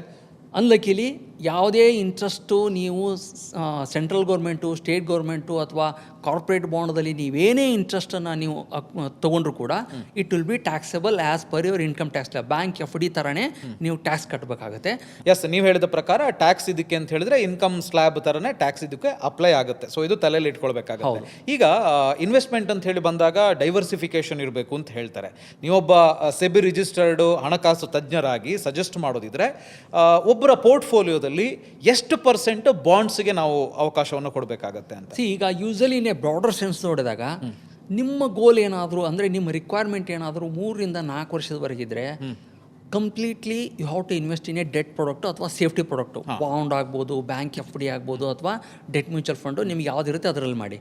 ನಿಮಗೇನಾದರೂ 5 ರಿಂದ 6 ವರ್ಷ 7 ವರ್ಷ ಏನಾದರೂ ಟೆನ್ಯೂರ್ ಇದ್ದರೆ ಆವಾಗ ನೀವು ಒಂದು 30 ರಿಂದ 40% ಈಕ್ವಿಟಿ ಮ್ಯೂಚುವಲ್ ಫಂಡ್ದಲ್ಲಿ ಅಥವಾ ಸ್ಟಾಕ್ ಮಾರ್ಕೆಟ್ದಲ್ಲಿ ರಿಮೈನಿಂಗ್ ಅಮೌಂಟನ್ನು ನೀವು ಈ ಡೆಟ್ ಪ್ರಾಡಕ್ಟ್ದಲ್ಲಿ ಯೂಸ್ ಮಾಡ್ಬೋದು. ಈವನ್ ಟೆನ್ಯೂರ್ ಒಂದು 10 ವರ್ಷ 15 ವರ್ಷ ಇದೆ ಅಂದರೂ ಕೂಡ ಎಲ್ಲದೂ ಹೋಗಿಬಿಟ್ಟು ಒಂದೇ ಕ್ಯಾಟಗರಿಯಲ್ಲಿ ಹಾಕಬೇಡಿ. ಅದ್ರ ಬದಲು ಸ್ವಲ್ಪ ಈಕ್ವಿಟಿ ಮಾರ್ಕೆಟ್ ಅಥವಾ ಮ್ಯೂಚುವಲ್ ಫಂಡ್ದಲ್ಲಿ ಹಾಕಿಬಿಟ್ಟು ರಿಮೈನಿಂಗ್ ಡೆಟ್ ಪೋರ್ಟ್ಫೋಲಿಯೋನ ಮಾಡ್ತಿರ್ತೀರಲ್ಲ ಅದರಲ್ಲಿ ಸ್ವಲ್ಪ ಪೋರ್ಟ್ಫೋಲಿಯೋನ ನೀವು ಬೇಕಾದರೆ ಈ ಬೇಸಿಕ್ಸ್ ಬಾಂಡ್ಸ್ ಬಗ್ಗೆ ಬೇಸಿಕ್ಸ್ ಗೊತ್ತಿದ್ದು ನಾನು ಅನಲೈಸ್ ಮಾಡುವಂಥ ಸ್ಕಿಲ್ಲು, ರಿಸ್ಕ್ ಮ್ಯಾನೇಜ್ ಮಾಡುವಂಥ ಸ್ಕಿಲ್ ಇದೆ ಅಂದರೆ then you can explore the direct bond in that debt category. Yes, bonds ಅಲ್ಲೂ ಕೂಡ ಆ ಕ್ಯಾಟಗರಿನ ಚೂಸ್ ಮಾಡಬೇಕು ಅಂತ.